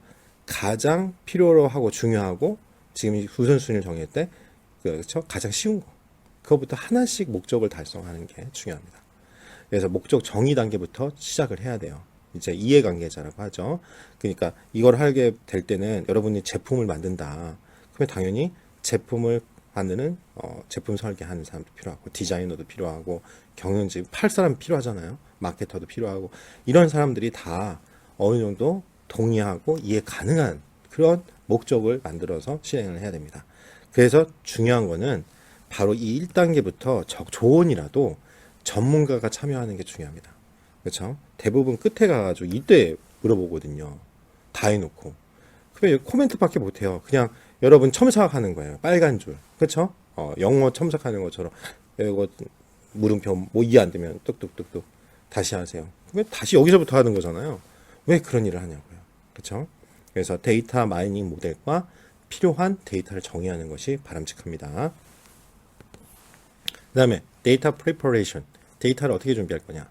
데이터 정제, 즉 우리가 흔히 말하는 NGD, 그렇죠? 그걸 다 고생해서 해요. 그런 다음에 뭐예요? 결국은 제가 말씀드렸지만 양질의 그 품질이 보장돼야 된다 이거죠. 그리고 필요할 때는 보강하고, 그래서 데이터 양을 충분히 확보해서 데이터 마이닝 기법을 적용하는데 문제가 없도록 하면 됩니다. 그래서 그냥 제일 많이 쓰는 게요. 근데 여러분 뭐 그냥 현실적인 실무적인 거는 그냥 잠깐 언급하면 두 가지면 돼요. 그냥 일반적인 내용들은 사내 데이터 대부분 다 정형 데이터고, 고객 의견이나 아니면 이제 그런 것들은 뭐 코드 많아요. 그렇죠? 저도 이제 보통 해주는데 두 가지 기법으로 보통 합니다. 이제 크롤링이라는 방법으로 하던가, 아니면 이제 공공 데이터가 정말 요즘에 좋아요. 그래서 공공 데이터 API나 그렇죠? 갖고 와서 이제 그거 이제 하면 돼요. 그러면 벌써 세 가지 소스, 채널이 세 가지 소스에 우리가 데이터를 확보하는 거잖아요. 일반적인 회사에서는 그 정도로도 충분합니다. 그렇죠? 그래서 고객 정보, 거래 정보, 상품 마스터 정보, 이런 것들이 필요해요. 특히 가장 정확하게 무시 못한 게 웹 로그죠. 이건 뭐 거짓말을 못 하잖아요. 언제 접속했고 언제 나갔고, 그 다음에 SNS 데이터 같은 게 활용 가능하죠. 근데 이게 대부분이 용량이 커요. 그래서 IT 부서와 사전에 협의할 필요가 있고, 데이터에 접근할 때 부하가 심한 일을 해도 문제가 없도록, 그렇죠? 다운되면 서버 다운되면 안 되잖아요. 그런 조율 및 도움 요청이 필요합니다. 그래서 POC 데이터를 다른 서버에 저장해서, 그래서 우리가 봤더니 부서별로 뭐냐면 데이터 마트가 필요하다 이거예요. 데이터 가공입니다. 모델링 목적에 맞춰서 목적 변수를 우리가 정의하고요. 그 다음에 필요한 데이터를 데이터 마이닝 소프트웨어에 적용할 수 있도록 적합한 형식으로 우리가 가공을 해야겠죠. 그리고 모델 개발 단계에서 데이터를 읽고, 그 다음에 데이터 마이닝에 부하가 걸립니다. 그래서 데이터 이제 일정 계획을, 우리 흔히 말하는 프로젝트, 여러분 뭐 PMP 뭐 이런 자격증 있잖아요. 공정 진척도나 뭐 하실 거예요. 이런 거 좀 해보셨던, 프로젝트 들어갔다면 간트 차트 그려가지고 일정 관리하고 이런 것들이 반드시 필요하겠죠. 뭐 그런 부분은 잘 아실 거예요. 이제 프로젝트 현업에 있으신 분들은. 그래서 데이터 마이닝 기법 적용, 이게 중요한데요. 이런 앞 단계를 거쳐서 준비한 데이터와 데이터 마이닝 그 소프트웨어를 활용해서, 이게 이제 보통 R이나 파이썬이 되겠죠. 목적하는 정보를 추출하고 적용할 데이터 마이닝 기법은 1단계에서 미리 결정되는 게 바람직합니다. 그래서 이게 말 문제로 가끔 나와요. 그러니까 이거 나오면 거의 맞추는 문제긴 해요. 어쩌면 상식적인 선에서. 그래서 데이터 마이닝 모델을 목적에 맞게 선택하고, 소프트웨어를 사용하는데 필요한 값을 지정하고, 어떤 기법을 사용하는 게 좋지, 어떤 값을 입력하는 게 데이터 분석가의 전문성에 따라 다릅니다. 그래서 뭐 혹시라도 뭐 이런 거는, 그러니까 항상 이게 연구 논문 쓰는 거랑 비슷해요. 보면 목차 만들고, 보면은 이제 석사 과정이나 이런 거를 나중에 이제 진학을 하시면요, 논문 쓸 때 이렇게 목차를 쭉 만들어야지 편해요. 내가 어떻게 이 생각의 구조, 그리고 제일 중요한 게 거기도 똑같이 내가 쓰려고 하는 방법론이 있잖아요. 그거 쓰고 싶어 하는 게 있어요. 여러분들 다. 내가 어떤 주제도 정하면서. 그러면 그걸 고려해가지고 데이터를 찾아야 하는 게 더 빠르거든요. 왜냐면 결과값이 안 나올 수 있기 때문에. 그래서 근데 실제로는 그렇게 통계는 그게 가능한데, 이게 문제가 뭐냐면 내가 이 기법을 쓰고 싶은데 이 데이터가 그렇게 안 나와요. 그 데이터가 가장 큰 문제라고요. 그렇죠? 이건 빅데이터에서 내가 어떤 패턴에서 일관적으로 하는 마이닝이다 보니까. 그래서 일단은 모델에 내가 가고 싶어 하는 목적과 모델의 목적에 딱 맞는 소프트웨어를 내가 기법을 고려를 하되, 이거를 내가 여러분들이 할 수 있는 그 범위 내에서 데이터를 해야 되니까 전문성에 따라 달라집니다. 그래서 여러분들 스스로가 데이터 분석 전문성이 높아야지만 정확한 데이터를 여러분들이 사용할 수 있습니다. 그래서 데이터 마이닝의 적용 목적, 보유 데이터, 산출되는 정보 등에 따라서 적절한 소프트웨어와 기법을 선정하셔야 됩니다. 무엇보다 중요한 건 이제 검증 단계를 잘 해야 돼요. 뭐냐면 데이터 마이닝으로 추출한 정보를 검증하는 단계고, 이때 테스트 마케팅이나 과거 데이터를 활용할 수가 있습니다. 일단 검증을 했어요. 그러면 어떻게 해요? 자동화 방안을 IT 부서, 그치? 왜? 이렇게 딱 해가지고 만들었어. 그럼 연구로 보고서로 끝나는 게 아니라 결국은 이런 거는 이제 IT 부서하고 협의해서 필요할 때는 자동화를 시켜야죠. 그렇죠? 우리가 수동으로 하는 건 몇 개만 누르고 나머지는 계속 돌아가게끔. 그래서 그게 바로 프로그래밍이잖아요. 그래서 상시 데이터 마이닝 결과를 업무에 적용할 수 있게 해서 그냥 보고서를 작성, 그래서 경영진에게 기대 효과를 알릴 수 있도록 해줘야 되겠죠. 자, 이제 데이터 분할에 대해서 공부해 보겠습니다. 굉장히 중요한 애입니다. 우리가 이 분류 문제나 어떤 거 평가, 검증 이런 거 할 때 데이터를 이제 나눠가지고 합니다. 우리가 이 결과를 신빙성 검증을 검증할 때 많이 하거든요. 그러니까 뭐냐면 데이터를요, 보통 이거 많이 봤을 거예요. 코드 같은 경우는 트레인, 뭐 테스트, 그렇죠, 이렇게. 그래서 크게 원래는 세 가지로 이렇게 나눠요. 그러니까 뭐냐면 훈련용, 트레이닝, 검정용, 시험용. 그래서 데이터 마이닝을 추출한 정보를 검증하는 단계인데요. 그냥 이렇게 생각하시면 돼요. 훈련용은 트레이닝 하는 거, 말 그대로 트레이닝, 우리 훈련하는 거죠. 원래 이거 갖고 합니다. 초기에 데이터 마이닝을 모델을 만드는 데 사용하는 거예요. 그렇죠? 그래서 추정해서 내가 이거라고 생각하고 이 끌어모으는 거죠. 그래서 하고 그 다음에 뒤에 자세히 설명드릴 거예요. 검정용, 그래 용어를 잘 기억하세요. validation은 내가 이게 훈련해서 만든 구축한 데이터 모델링이 있어요. 그러면 이걸 뭐예요? 그게 오버피팅이 됐는지 아니면 언더피팅이라고 하죠. 그래서 너무 과소적합 그런 것이 있는지 이런 조절을 하기 위해서 검정용을 합니다. 그래서 결국은 이 두 개를 통해서 모델을 만들어요. 그러면 이제 이걸 완전히 새로운 데이터를 가정하는 거예요. 또 다 만든 다음에 또 다시 데이터 구하기가 그러니까 처음부터 예를 들어서 우리가 100개, 100만 개라고 할게요. 그냥 만 개 뒤에가 단위가 100만 개가 있으면 보통 7대 1대 2, 뭐 보통 이런 식으로 해요. 그래서 8대 2 아니면 뭐 6대 1대 2 보충해서 3. 그래서 결국은 7대 3이죠. 근데 이런 식으로 합니다. 이게 7, 1. 그래서 내가 이걸 갖고 막 모델을 만들어요. 7만 개를 갖고 그런 다음에 이게 잘 맞는지 이제 조절을 할 때 검정용을 사용해서 만들어서 하고 요 자체를 한번 모델 구축한 걸 검증을 하고 같이 돌립니다. 그래서 모델을 다시 만들어요. 그런 다음에 미세 조정한 모델을 만들고 이제 이거는 새로운 데이터다 가정을 하는 거예요. 아직 안 돌려봤던 거죠. 이 모델 만들 때 사용 한 번도 안 했잖아요. 그래서 딱 해서 검증을 해보는 겁니다. 다른 데이터가 그렇죠? 들어왔을 때도 이 모델이 잘 맞는지 이해되시죠? 그게 테스트용이다. 이렇게 생각하시면 돼요. 그래서 데이터 분할은 어떨 때 쓰냐면요. 특히 데이터 양이 충분하지 않거나 사용하는 입력 변수에 대한 설명이 불충분할 때, 특히 훈련용과 시험용만, 즉 많지가 않으면 그냥 7대 3, 8대 2로 해가지고 그냥 훈련용하고 실험용. 그러니까 밸리데이션 있다는 건 미세 조정을 위해서 그냥 엄격하게 하는 건데 요즘엔 사실은 다 컴퓨팅 파워가 좋아서 그냥 여러 번 돌리면 되거든요. 그렇죠? 조금씩 다르게 여러분들이 조절을 해가지고 그러니까 그냥 훈련을 하고 실험용만 있으면 돼요. 그렇죠, 솔직히. 그래서 필요에 따라 훈련용과 시험용을 번갈아 사용하기도 하고 데이터셋이 작은 건 그건 이제 크로스 밸리데이션이라는 모형 평가가 있습니다. 그래서 최근은 훈련용과 시험용만 분리해서 쓴다. 잠깐 크로스 밸리데이션에 대해 설명하면 이건 그냥 몇 개가 안 되는 거예요. 그래서 뭐 이 어떤 걸 할 때 예를 들어서 10,000개밖에 없어요. 근데 이거를 이제 한마디로 뻥튀기 칭이라고 생각하시면 돼요. 이제 이거를 크로스 밸리데이션을 교차 분석하고 이게 이제 5fold 방식이라는 게 있거든요. fold는 접다라는 뜻이거든요.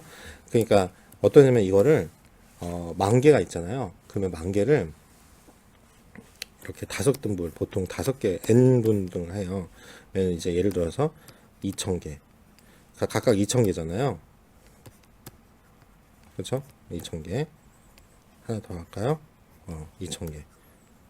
자, 이렇게 있어요. 10,000개를.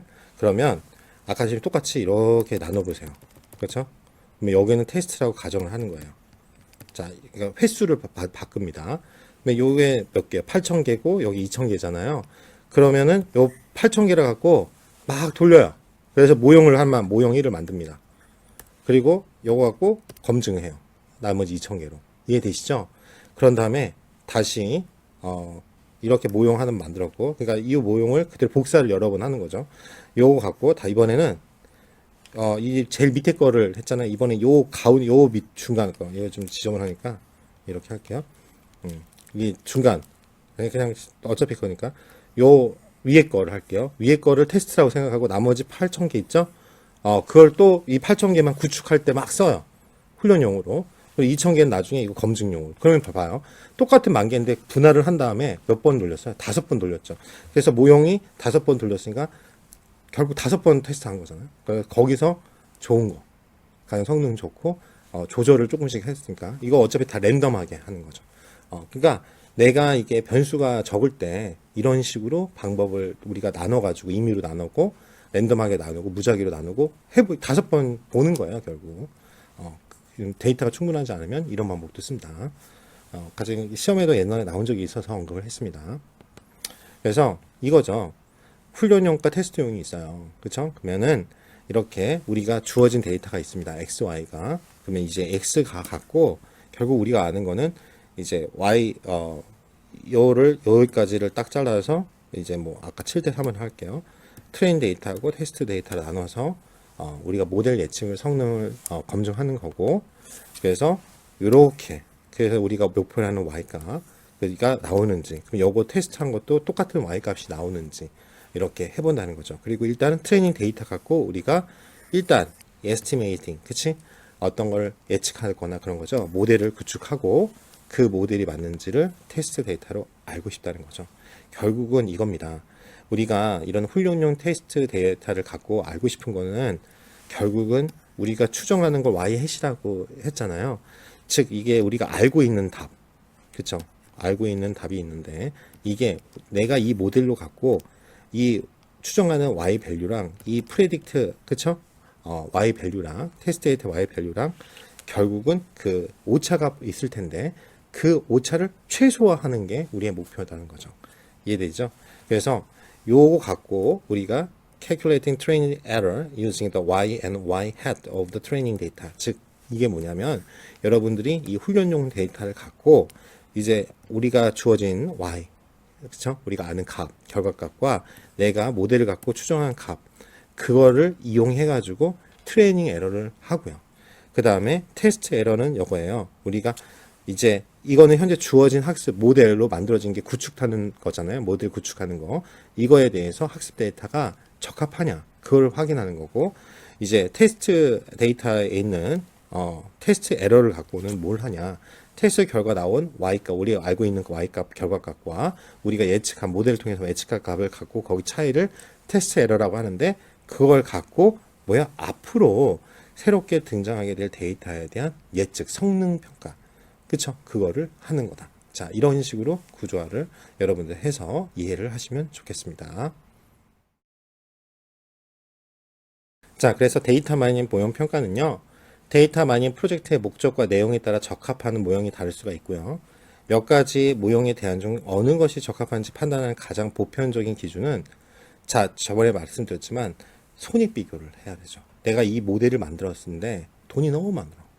근데 이거 갖고 모델 해가지고 얼마나 기대 효과가 있어? 우리 항상 그러잖아요. 보고서 쓸 때 예산이 얼마 들고 기대 효과 얼마. 근데 여러분들이 이걸 하려고 장비 사고 서버 사고 뭐 하고 분류하기 위해서 했어요. 근데 10억이 들었어. 근데 이거 갖고 기여한 게 1억이야. 그러면 그거 왜 했니? 그냥 재밌어서? 이렇게 되는 거죠. 기업에서는 할 게 못되지. 연구자가 할 일이지. 그러다 보니까 손익 비교. 그렇죠? 내가 하는 것보다 이익이 커야 된다. 그 전까지는 그래서 비용이 너무 많이 드니까 머신러닝 분야는 대기업 그들만의 거였어요. 근데 이제는 대중화가 되니까 다 해보고 싶은 거예요.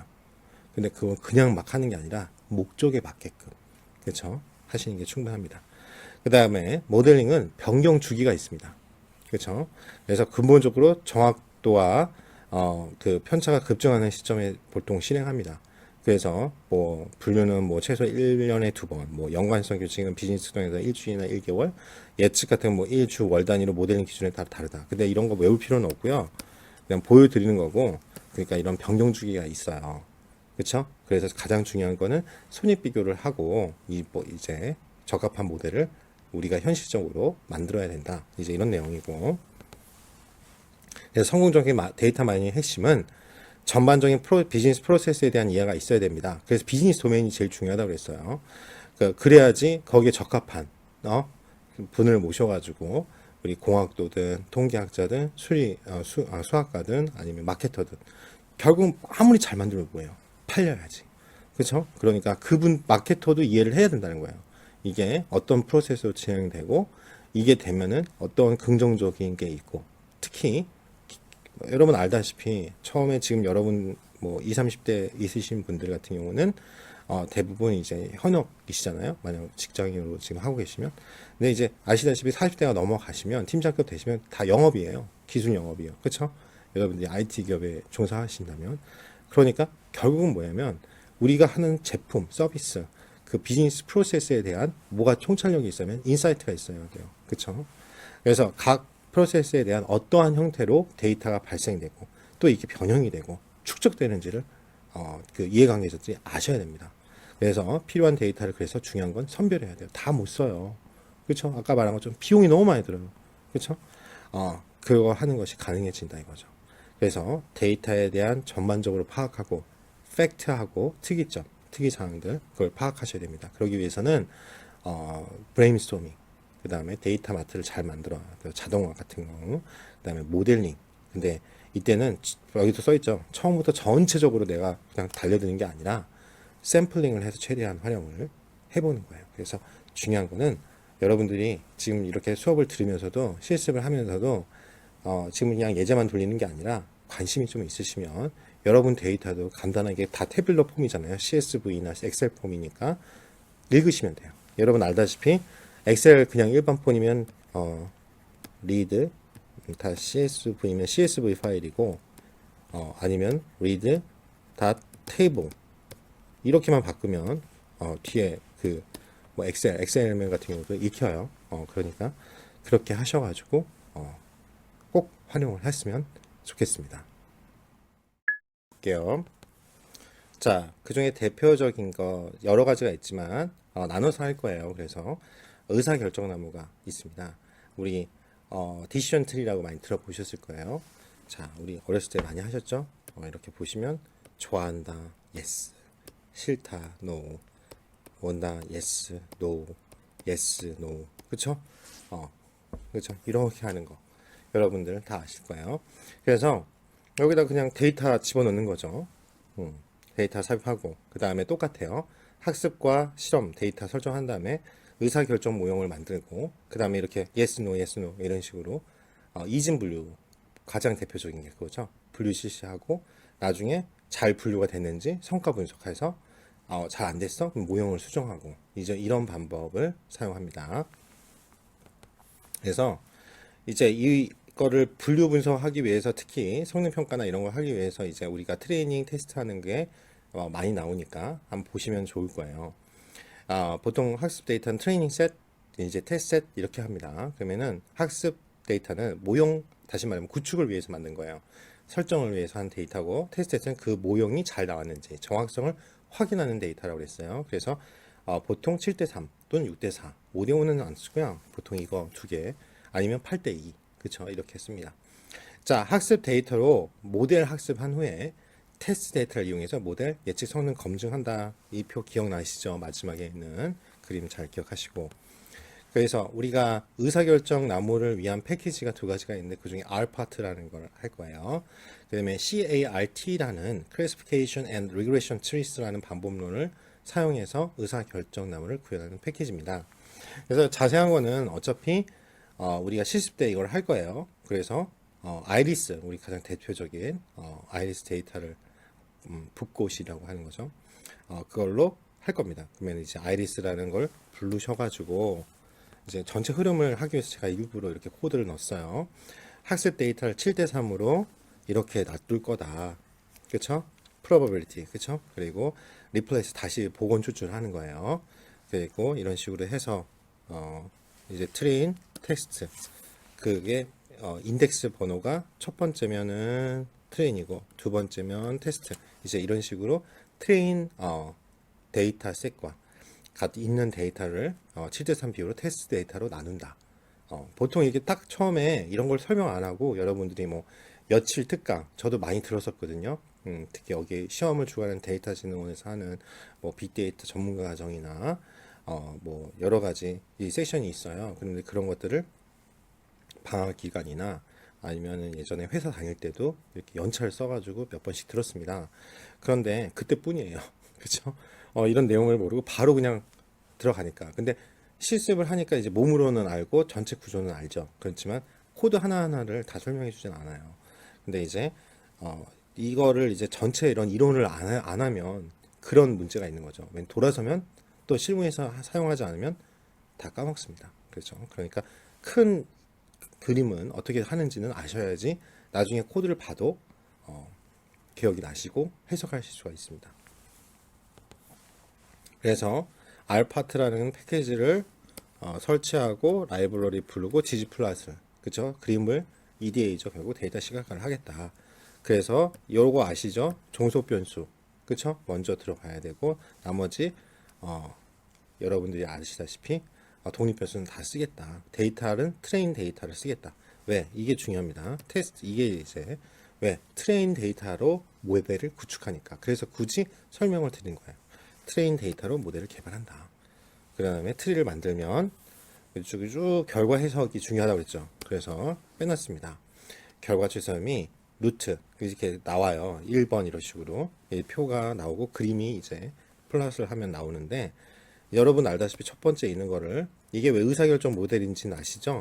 왜 디시전 트리인지 여러분 이거를 거꾸로 뒤집으면은 나무처럼 이렇게 돼 있잖아요. 그래서 그 디시전 트리고 나무처럼 이렇게 되면 여기를 뭐래 뿌리라고 하잖아요. 박혀 있으니까 땅에. 그래서 이걸 루트라고 하는 거죠. 그렇죠? 이걸 그래서 요 밑에는 자식 노드 그리고 이것도 노드라고 하죠. 그리고 우리가 이런 거를 이제 링크라고 하고요. 이제 네트워크 같은 경우는 알고리즘, 뭐 다이스트 알고리즘 이런 거 배우시는지 모르겠는데 그런 걸 하시면 이제 나오잖아요. 그래서 페탈 랭스가 그쵸? 이렇게 뭐 2.45, 370, 뭐 세토사 그래서 2단계 이렇게 해서 세토사로 분류되고 이런 식으로 하는 거를 제가 실습 때 자세히 설명드릴 겁니다. 그쵸? 그래서 이건 다 넘어갈게요. 그래서 뭐냐면 R 파트에서 이렇게 나오고 결국 print cp, plot cp라는 함수를 이용하면 이렇게 꺾인 점들이 보여요. 그래서 이거 갖고 크로스 밸리데이션을 계산을 하는 겁니다. 그래서 이걸 그래프로 보여주는 함수가 plot cp고요. 그런 다음에 결과 해석을 하면 이런 것들을 여러분이 보고 해석을 할 수 있어야 돼요. 루트 노드 에러가 0.65094 그러면 이게 뭐냐 이런 식으로 말문제로 나온단 말이에요. 그러면 결과 해석을 여러분들이 x 변수의 상대적 오차가 적은 0.065인 트리 크기가 3개인 게 딱 적합하게 나옵니다 라고 여러분들이 n 몇 개로 스플릿 되냐 이렇게 나오잖아요. 그러니까 이렇게 트릭은 3개가 처타당하겠네요. 이런 식으로 여러분들이 할 수 있는 거죠. 그리고 실제로 이게 시험에 나왔었어요. 작년 2019년 8월 달이었던 걸로 기억해요. 그래서 가지치기 이런 걸 뭐라고 하느냐. 그때 푸른이라는 함수를 쓰는데 그런 때 쓰는 이러한 이제 하는 기법을 뭐라고 하느냐. 단답형 시험 문제였습니다. 그러니까 아주 숨어 있어요. 그렇죠? 분류시에서 푸른 함수를 갖고 사용합니다. 그래서 푸른이 원래 이게 다듬다잖아요. 그러니까 어떠냐? 트리 모델을 데이터는 이거고 CP는 0.2 정도. 즉 그게 complexity parameter라고 해서 이거 임의로 하는데 대신 보통 0.2로 많이 설정을 해요. 왜냐면 가지치기 하려는 x 그 상대 오차의 최대값을 우리가 집어넣는 패러미터예요. 그래서 플롯 p3 딱 이렇게 치시면 그리고 라벨 붙인다 텍스트 p3 딱 이렇게 하시면 이런 식으로 이제 나올 거예요. 그런 다음에 이제 결과 해석이 나오는데 이제 각각에 대해서 세팔 랭스라는 것이 2.45보다 작으면 세토사고 세팔 랭스가 2.45보다 크거나 같으면 그리고 엔드 그 다음에 1.75 페탈 위트가 1.75보다 작으면 베리스 컬러고 여기서는 요것만 바뀌는 거죠. 그러면 버지니아고 이런 식으로 여러분들이 거의 말문제로 나오면 여러분들이 이렇게 확인하실 수 있으면 됩니다. 그리고 궁금한 건 이제 이렇게 결과가 나왔어요. 그 다음에 뭐예요? 이게 예측도가 있는지, 그쵸? 현재 적합도는 본 거고 예측치 그건 뭐야? 프레딕트 함수를 쓰시면 됩니다. 그리고 컨퓨전 매트리스하고 되게 중요하고 시험에 엄청 나오는 게 있어요. 그걸 설명드릴 건데 그거에 컨퓨전 매트리스에서 예측값과 그러니까 우리가 하고 싶은 y hat, 그쵸? 그 다음에 실제 값하고 차이가 있는지를 확인해야 돼요. 잘 분류가 됐는지. 오류 분류표예요. 그래서 봅니다. 그래서 predict P3 test type은 class, 즉 분류 문제다. 라이브러리 캐럿을 풀고 컨퓨전 매트리스로 이 predict한 이제 이 모양을 예측치를 할 건데, 그때는 뭐예요? 테스트 데이터가 들어갔을 때 잘 예측이 되는지를 해야 되니까 여기서 테스트 데이터가 들어간다는 걸 잊지 마시고요. 테스트에서 스피시스, 자, 이게 그러니까 분류 문제니까 어떠한 범주 데이터로 하실 때 테스트 데이터를 이용했을 때도 잘 나오는지, 모델은 뭐야? 트레이닝 데이터로, 이게 진짜 중요하다는 거죠. 구축한 게 내가 구축한 모형이 다른 데이터, 새로운 데이터가 들어왔을 때도 잘 맞는지, 이제 이렇게 이 코드가 그걸 의미한다는 걸 아시면 돼요. 그래서 컨퓨전 매트리스 결과를 보고 예측값과 실제값을 비교합니다. 그래서 predict 함수 쓰고요. 컨퓨전 매트리스 결과 해석합니다. 그리고 reference라고 딱 이렇게 나올 거예요. 그러면 이제 실제 데이터 값과 prediction 예측값이 나올 거고요. 그러니까 요거 그 일부러 보여준 거예요. 좀 이따가 이제 표 나올 텐데 이렇게. 그러면 지금 요 셋도사로 분류했으니까 잘했죠? 실제 값이야 이게요. 참고 값이니까. 그래서 베리스컬러 14개 다 잘 분류했네요. 요거는 틀렸죠. 두 개가 오분류 됐네요. 그러면 요거 갖고 계산하는 것도 나와요. 뭐냐면 레퍼런스는 실제 데이터셋이고 프레딕션은 예측값인데, 예측 성공률은 버지니아 요거만 뭐예요? 88.24. 17개 중 15개 맞췄으니까. 그쵸? 그래서 전체 예측 중 95.45다. 어렵지 않죠? 그래서 이렇게 accuracy는 0.9545. 그러면 95%. 그쵸? 이렇게 여러분들이 해석하면 됩니다. 다음은 파리 패키지입니다. 그래서 파리 패키지는 이게 뭐냐면 여기 써 있지만 unbiased recursive partitioning based on the permutation test라고 했죠. 그게가 이연, 순열, 치환 이런 거예요. 그러니까 이제 여기 unbiased, 어제 편향되지 않고 계속 recursive 반복 순환해가지고 파티셔닝 한 거예요. 그렇죠? 그래서 이게는 이제 개념이 뭐냐면 저건 이제 하나씩 분류를 해본 거고, 알파트는 가지치기로, 이거는 가지치기를 안 해요. 그게 차이예요. 그래서 소개를 하는 거예요. 파티 패키지는 p-밸류, 우리가 배웠던 p-밸류를 비교하는 방법입니다. 그걸로 이제 p-밸류가 그러니까 한마디로 이게 극단치 이상치야 그럼 버려, 뭐 이런 식으로 치는 거예요. 가지를 지가 스스로 만드는 거예요. 프로그램 자체에서. 자, 그래서 데이터를 삽입하고 트레인 데이터 테스트 데이터를 설정한 다음에 의사결정 나무를 합니다. 그럼 비슷하죠? 트리, 파티 비슷하게 들어가요. 그런 다음에 C 트리에서 종속 변수 나오고 기준 변수, 데이터셋 이런 식으로 여러분들이 하면 되고요. 나머지는 실습 시간에 이거 다 할 거니까 지금 큰 그림만 보시겠어요. 내용이 많으니까. 플랫하면 그림이 이렇게 나올 거예요. 그러면 분류를 딱 보면 이 세토사로 분류 잘 됐고, 그쵸? 이건 중간이고, 이건 지금 이렇게 오분류가 좀 있네요. 이렇게 이제 이거 갖고 어떨 때는 뭐고 어떨 때는 뭐고 이렇게 해석해 주면 돼요. 그러니까 의사결정 나무는 그림이 너무 명확해요. 그래서 예전에는 정말 사랑을 많이 받았던 거예요. 왜냐면 이게 과정은 이제 저도 이렇게 지금 설명을 하잖아요. 만약 PPT를 하면, 그러면 여러분들이 사장님이시면 보고 직관적이잖아요. 나오니까 그림으로 잘. 그래서 또 정확도도 꽤 높아요. 어떤 케이스 바이 케이스, 아까 말한 거 95% 나오잖아요. 그러니까 오케이, 이랬던 거죠 예전에는. 그래서 예를 들어서 여기 페탈 랭스 1.9보다 작거나 같으면 세토사고, 뭐 크고 또 페탈 위스가 1.7보다 작거나 같고, 뭐 이거 다 엔드 조건이죠. 그러면은 버스 컬러고, 이런 식으로 해주시면 구분을, 결과 해석을 해주시면 됩니다. 자, 그런 다음에 중요한 건 이제 성과 분석이에요. 똑같아요. predict, confusion matrix. 그래서 predict, confusion matrix. 그리고 중요한 건 예측값과 실제값의 결과를 해석한다. 그리고 reference는 실제 데이터고 prediction은 예측값이다. 그래서 여기 똑같이 이렇게, 이게 실제값, 예측치 잘 분류됐네요. 오분류가 있네요. 이게 두 개가. 그러면 버지니카만 88.23, 17개에서 15개. 전체 예측률은 95.45네요. 이렇게 accuracy, 그렇죠? 나오는 거죠. 그래서 여러분들이 ADASP 42번 의사결정나무 심화라는 실습을 같이 해보도록 하겠습니다. 잠시 후에 볼게요.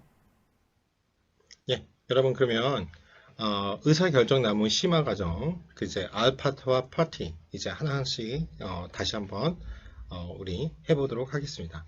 자, 똑같이 알파트부터 할게요. 아까 이론 강의 들었던 거 잘 기억하시고요. 자, 아이리스 처음에 데이터 먼저 불러온다고 그랬죠? 그래서 지금 이렇게 불러온 데이터를 쭉 150개니까 불러온 데이터를 볼 수 있을 거예요. 한번 쭉 올려볼게요. 많죠. 그러니까 헤드도 이렇게 봐야 될 것 같아요. 그렇죠? 이렇게 전체 우리 익숙하죠? 이제는 스피시스만 범중 데이터네. 나머지는 연속형 데이터네. 이제 이렇게 하시고 그 다음에 아까 말한 것처럼 인덱스의 샘플 값을 지정해서 넣고 샘플은 값 리스트 하시고 데이터 개수 그다음 리플레이스 t. 리플레이스라는 뭐냐면 자 리플레이스가 원래 대체하다 이런 뜻이잖아요. 그러니까 여기서 코드에서 리플레이스가 true라는 뜻은 복원 추출할 거냐 이거예요. 복원 추출 아시죠? 이거 한번 뺐다가 다시 집어넣는 거. 그게 그러니까 원상태에 있는 데서 처음부터 원점부터 다시 하겠다 이거예요. 몇 번 뽑아도 그러니까 무작인 거죠. 그리고 probability를 줄여서 PROB라고 옵션을 넣는데 이거는 이제 C 함수로 같이 묶여 있어요. 0.7, 0.3 즉 7대 3. 첫 번째 값을 내가 두 가지로 지금 나누잖아요. 이 샘플을 전체 그냥 아이리스 데이터에 150개 있는 지금 보이시는 것들 중에서 n rows 그러니까 number of row니까 행 이름이잖아요. 레코드잖아요. 그걸 전체 다 갖고 와요. 근데 복원 추출도 가능하대. 무작이죠. 샘플을 근데 대신 두 개로 나눈댔어요. 그쵸? 근데 하나는 우리가 학습시킬 트레인 데이터, 나머지 하나는 테스트 데이터. 그쵸? 이거를 검증할. 근데 여기를 비율을 첫 번째 값은 0.7, 여기는 0.3. 뭐예요? 확률이죠? 70%, 30%. 이렇게 되겠다는 뜻이에요. 자, 그런 다음에 그러니까 지금 인덱스에 인티저, 정수값으로 1부터 150까지가 있고 각각이 돼 있다. 그렇게 나오죠? 그 다음에 이제 탭으로 우리가 확인하는 거예요. 인덱스 값이 1그룹에는 지금 102가지가 들어가 있고 두 번째는 48개가 들어있어요. 지금 이게 이론 시간에 했던 교환하고 보시면 조금 지금 내용이 틀려져 있어. 왜? 샘플을 무작위로 했기 때문에 할 때마다 달라질 수밖에 없는 거예요. 자, 그 다음에 트레인을 하는데요. 자, 트레인 데이터라고 내가 이걸 쓸 거니까 학습 모델을 만들기 위해서 변수를 트레인으로 잡았습니다. 대신 아이리스에서 우리가 어떤 원소의 작업을 할 때 대가로 쓰죠. 트레인 데이터 셋으로 쓰겠다. 인덱스가 1인 거. 그쵸? 이해되시죠? 전체 아까 인덱스로 우리 맞는 변수에서 1인 거를 우리는 행이 1인 것을 뒤에 열은 그대로잖아요. 1만 지금 되죠. 거기에 있는 아이리스 데이터에 있는 인덱스가 1인 그걸 트레인 데이터로 쓰겠다 이거예요. 그 행만 추출해서 테스트는 2겠죠? 이제 설명 안 해도 되겠죠? 그런 다음에 알파트는 처음에 나오는 게 종속 변수 나오고 나머지는 독립 변수들 나머지 데이터를 다 쓴다. 물결 표시가 있으면 그 데이터는 우리가 설정한 데이터셋을 쓰면 돼요. 우리는 뭐겠어요? 여기선 인덱스가 되겠죠. 일단은 인스트 패키지를 설정해야죠. 알파트라는 패키지를 불러옵니다. 좀 시간이 걸리겠죠. 클랜을 가가지고 불러왔습니다. 그 다음에 우리가 할 거는 라이브러리 알파트를 하시고요. 그런 다음에 라이브러리 ggplot2를 우리가 합니다. 그렇죠? 자, 그런 다음에 알파트에서 스피시스 그렇죠? 그 종족 그 어떤 세 가지 범주가 있잖아요. 그거 세 가지 범주고 또 컴마 있어요. 점 찍었으니까 독립변수는 다 쓰겠다. 그 데이터는 뭐예요? 트레인 데이터. 이거 조심하세요. 아이리스로 쓰시면 안 되고 트레인 데이터 전체가 아니라 우리가 7대 3으로 나눴잖아요. 70%만 쓰겠다 이거죠. 그걸 트리 모델이라고 하겠습니다. 모델 개발을 이걸로 합니다. 트레인 데이터로 모델을 개발합니다. 그리고 트레인 모델을 딱 보니까 좀 이렇게 쭉 나왔죠? 우리가 배웠던 내용이에요. 자, 그림으로 보겠습니다. print cp, 플러스 cp 기억나시죠? 자, 이렇게 나오죠? 그 그림을 우리 한번 크게 여기 줌 기능 이용하면 크게 보이니까 보이시죠? 예. 이렇게 플러스 cp 하면 나옵니다. 쭉 하시다 보면 cp 그 나오고 이게 뭐냐면 complexity parameter예요. 얼마나 복잡도가 있냐. 복잡도를 줄이는 방법으로 가는 거죠. 그래서 보면 0.66이 여기 나오겠네요. 여기서 0.66을 기준으로 이제 몇 개? 하나, 둘, 셋. 이해죠? 여기 사이즈 오브 트리가 1, 2, 3잖아요. 세 개로 분류가 되겠구나. 이제 우리가 아는 겁니다. 자, 그런 다음에 우리가 가지를 치는 거야. 0.2에서 가지를 치겠다. 내가 설정을 해주는 거예요. 트리 모델을. 그런 다음에 이거를 프론이라는 함수, 가지치기. 이게 시험에 나왔다고 그랬죠? 이 제목이.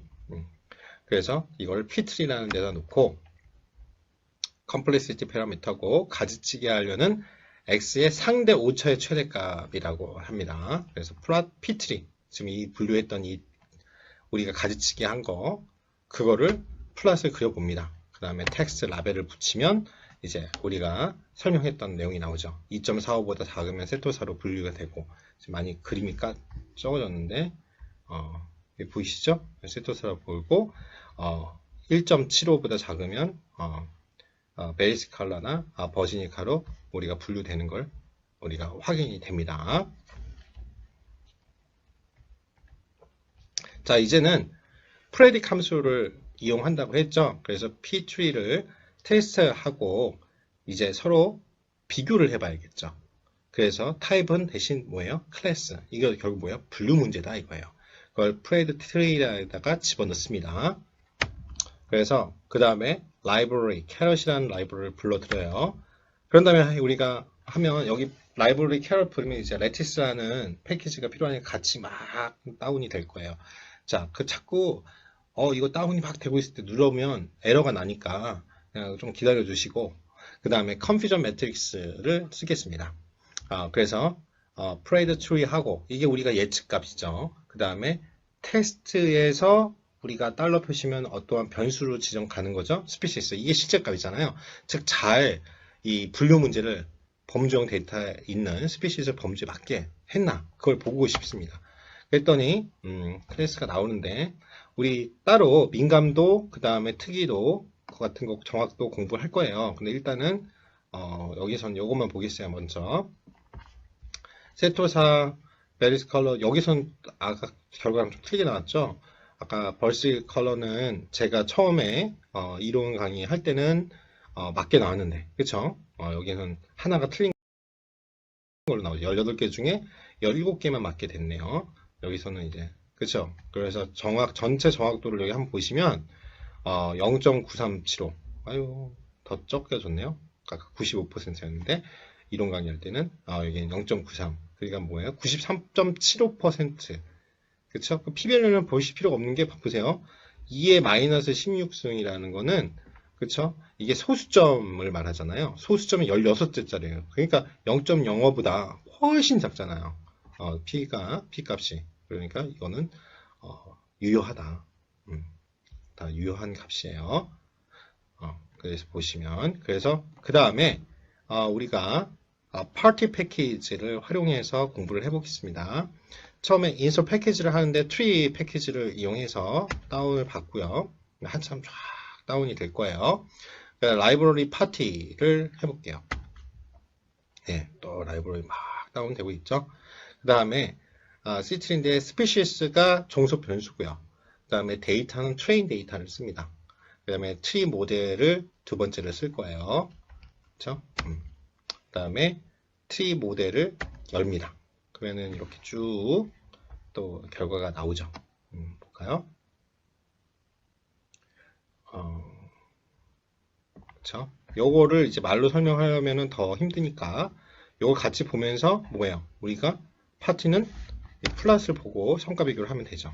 예, 그러면 여기 보시면 우리가 트리 모델 2로 나온 값들이 이제 뭐 페탈 랭스가 1.9보다 작으면 크리테리언이 1이고 그러니까 기준이 1 첫 번째고 그게 이제 각각 나눠진 것들을 보여주지만 이게 한눈에 안 들어오니까 우리가 이걸 플랫을 그려서 한 것을 줌 기능을 이용해서 우리가 자세하게 확인해 보겠습니다. 이게 우리의 트레인 데이터를 가지고 한 모델이니까요.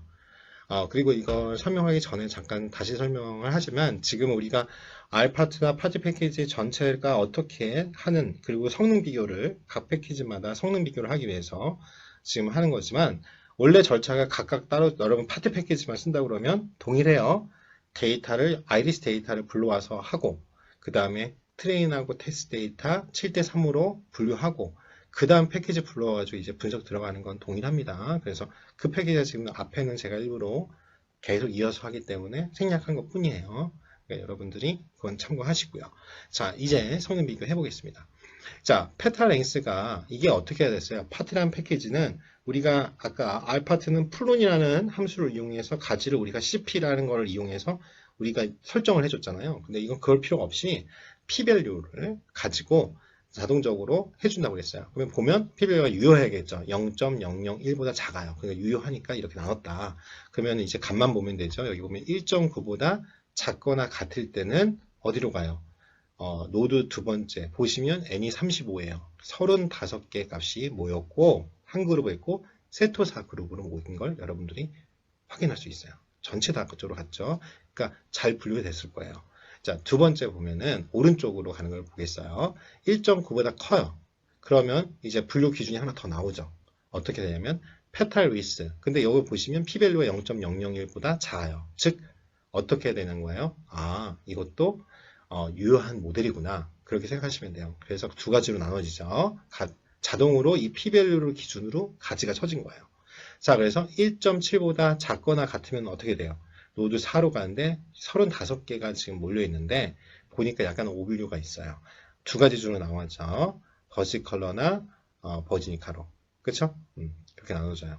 그런 다음에 페타리스가 1.7보다 크면 노드 5로 가고 32개인데 여기는 버지니카로 다 잘 분류가 된 것처럼 보이네요. 자, 그럼 이걸 일단 닫고. 자, 그 다음에 우리가 해야 될 건 뭐예요? 이제 플러스로 전체 우리가 트레인 데이터를 했어요. 즉, 이 트레인 데이터로 만든 모델이 새로운 데이터, 뉴 데이터 왔을 때도 적합한지를 적합성 검증, 이밸류에이션을 해야죠. 그러기 위해선 프레딕 모델을, 예측 모델을 하는 프레딕이라는 함수를 불러서 트리 모델 우리가 만든 두 번째와 새로운 데이터가 왔을 때 맞는지를 예측을 갖고 프레드 모델 2에다 집어넣습니다. 그런 다음에 그 프레드 모델 두 번, 우리 예측한 모델이에요. 그 예측한 모델이 실제 값하고 맞는지를 보는 거죠. 잘 분류가 됐는지. 대신 이건 분류 문제라고 그랬어요. 그래서 프레드 모델 2와 이제 뭐 해야 돼요? 테스트 데이터에 어디로 가야 돼요? 우리 달러 표시 있으면 그 변수의 안에 속성 엘리멘트로 원소로 간다고 그랬어요. 그 중에 범주형 데이터가 뭐였죠? 스피시스였어요. 스피시스를 컨퓨전 매트릭스로 돌려봅니다. 쭉 결과가 이제 나오죠. 자, 한번 보겠습니다.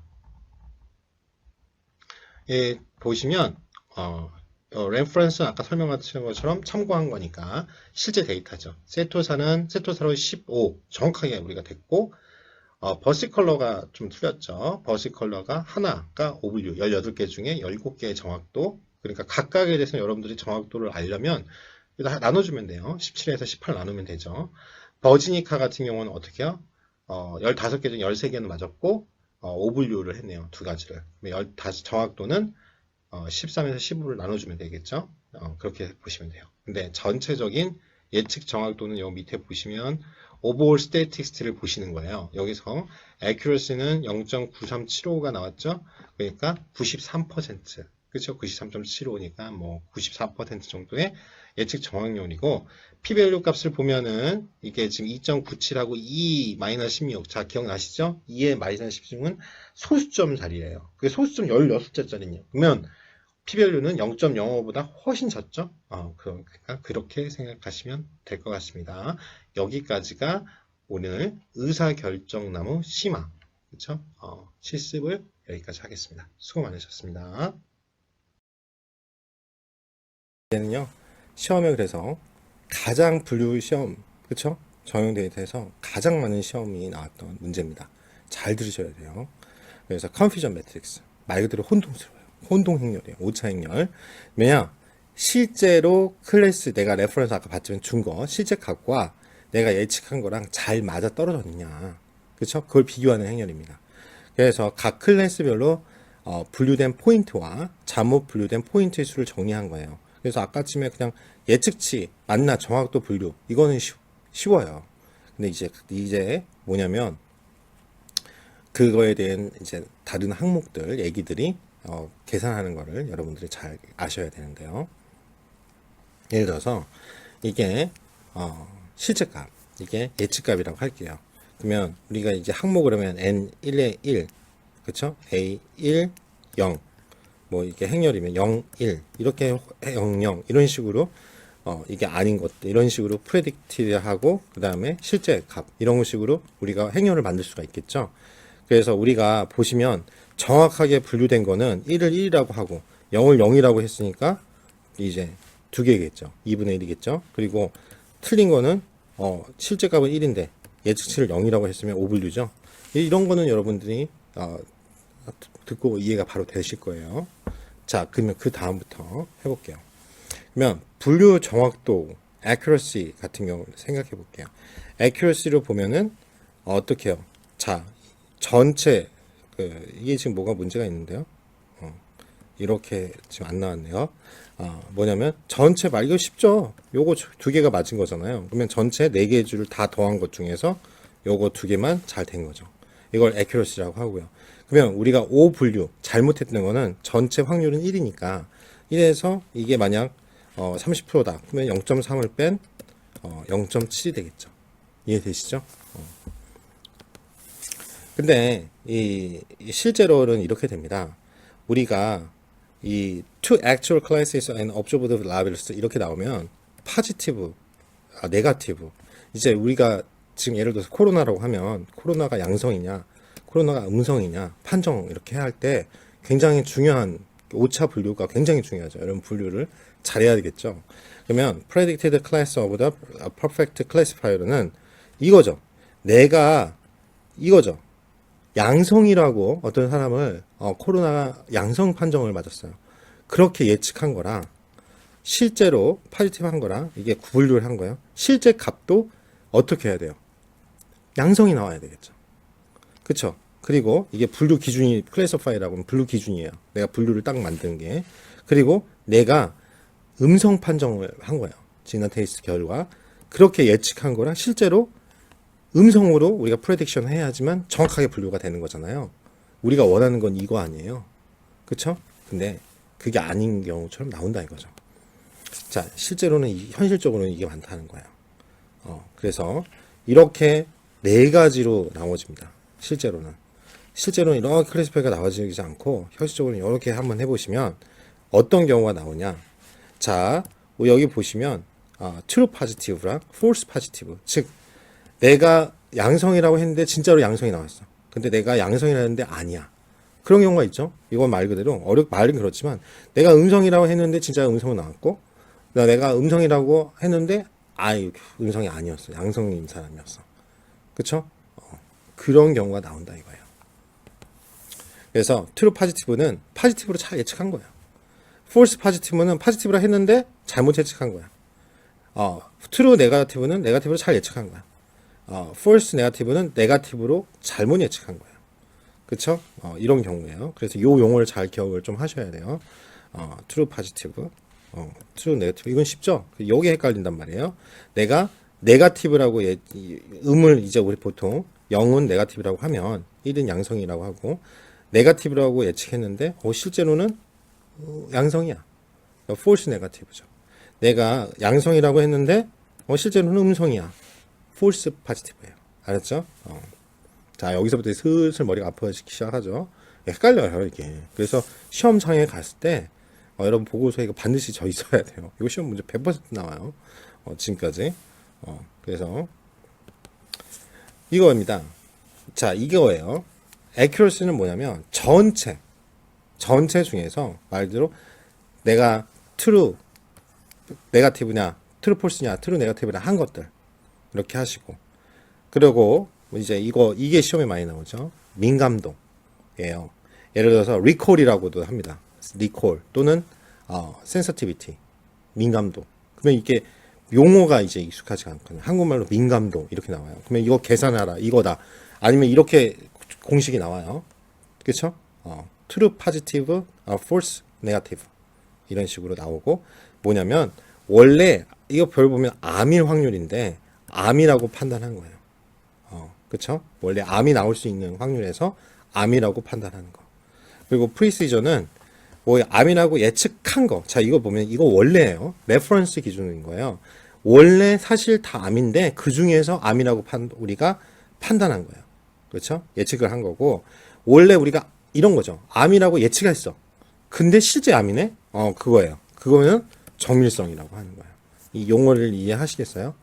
그래서 요거 헷갈리니까 꼭 하시고 나머지는 뭐 지금까지 나온 적도 없고 중요하지도 않아요. 그래서 꼭 이 세 가지 accuracy, sensitivity, precision만 제가 설명을 드릴게요. 그래서 뭐 이렇게 또 하나 여러분 용어를 알아야 될 게 F1 스코어라는 게 있거든요. Harmonic Mean of the Recall and Precision이라는 말인데요. 공식은 이렇게 돼요. 지금 이게 좀 급하게 만드셨는지 뭐냐면 우리가 아까 리콜하고 프리시전이 있었잖아요. 그걸 이제 한마디로 더한 거에다가 그쵸? 위에는 더한 전체 거에서 리콜하고 프리시전을 곱한 거 그거를 이제 베타라고 해요. 베타는 보통 0.5, 1, 2 이렇게 되는데 대충 우리가 대충 여기 집어넣을 때 베타 값을 1이라고 집어넣으면 계산이 편하잖아요. 그래서 F1 스코어라고 합니다. 그렇죠. 그렇게 된다고만. 이게 결국 뭐냐면 조화 평균 여러분 아시죠? 하모닉 민 오브 더 리콜 앤 프리시전 했잖아요. 그러면 어떻게 해요? 밑에 더해 제곱 요거 베타 값은 제곱하고 요거 그렇죠? 더해 준 값에다 조화 평균 계산하는 거 위에는 곱해 주는 거 그렇게 생각하시면 되겠습니다. 그래서 이게 F1 스코어 많이 들어볼 거예요. 그래서 통계치에서도 또 이렇게 결과가 나오고 그래서 요거를 뭐 이 공식 외우라는 건 절대 안 나와요. 그 개념을 여러분들 아시고 이게 결국 리콜하고 프리시전이다. 근데 그거 할 때 잘 기억하셔야 돼요. 리콜이 뭔지. 리콜은 다시 한번 여러분 기억을 하셔야 되는데 요쪽으로 다시 가서 볼게요. 리콜. 여러분 이건 꼭 나와요. 이거 리콜하고 프리시전은. 리콜은 원래 암일 확률이에요. 그러니까 원래 이 사람은 암에 걸릴 암인데 암이라고 우리가 예측한 거예요. 그러니까 의사가 진단한 거예요. 그렇죠? 원래 암인데 암이라고 잘 채택하는 거. 그게 이제 리콜, 재현성. 그렇죠? 이렇게 보는 거고요. 정밀성은 내가 암이라고 딱 예측했어. 내 진단이 귀신이네. 실제로 암인 거야. 이해되시죠? 그래서 정확하게 맞췄다. 정밀성. 일단 이렇게 외우셔야 되겠죠. 그러니까 요 표로 잘 생각을 하시면 돼요. 그렇죠? 이 표로 넘어가겠습니다. 그래서 다시 한번 요 표 보면서 정리를 해보면 요 중에 이제 요것만 여러분 같이 할게요. 나머지는 다 보시고 하시면 내가 전체 이거예요. 그렇죠? 파지티브라고 했어. 근데 실제로 파지티브로 나왔네. 그렇죠? 그거 P에서 전체 P가 양성이 나올 확률에서 실제로 양성이 나온 거. 그렇죠? 그 민감도. 그리고 전체가 내가 예측을 한 거예요. predicted as positive라고 예측한 TP 플러스 FP죠. 근데 실제로 나와버렸네. 그렇죠? 그렇게 되는 게 precision, 정밀성이에요. 그렇죠? 그렇게 내가 예측한 거에서 실제로 암인 거. 이제 이런 게 precision, 정확성. 그래서 요 부분을 여러분들이 잘 기억하시고 precision하고 accuracy하고는 차이가 있습니다. 다시 이제 알겠지만 accuracy는 전체 4개 중에서 정확하게 분류가 잘 된 거. 그거의 accuracy고 이거는 precision은 정밀성이라는 거잖아. 내가 정밀하게 진단했다 이거예요. 그러니까 뭐냐면 예측한 predict as positive 양성이라고 예측을 했는데 실제로 양성인 거. 그렇죠? 제가 몇 번 강조하는지 모르겠습니다. 근데 여러분 정말 시험에 많이 나와요. 그렇죠? 개런티입니다. 개런티. 제가 자격증도 그렇지만 강의를 하기 위해서 2년 전부터 지금까지 한 4-5번 정도 봤어요. 근데 4번 다 나왔어요. 무슨 말인지 알겠죠? 그리고 우리 시험에는 100% 내가 낼 겁니다. 달달달달달달 그렇죠? 3가지만 외워주시기 바랍니다. 숫자로 변형 문제도 있고 그러니까 꼭 잘 익숙해지기 바랍니다.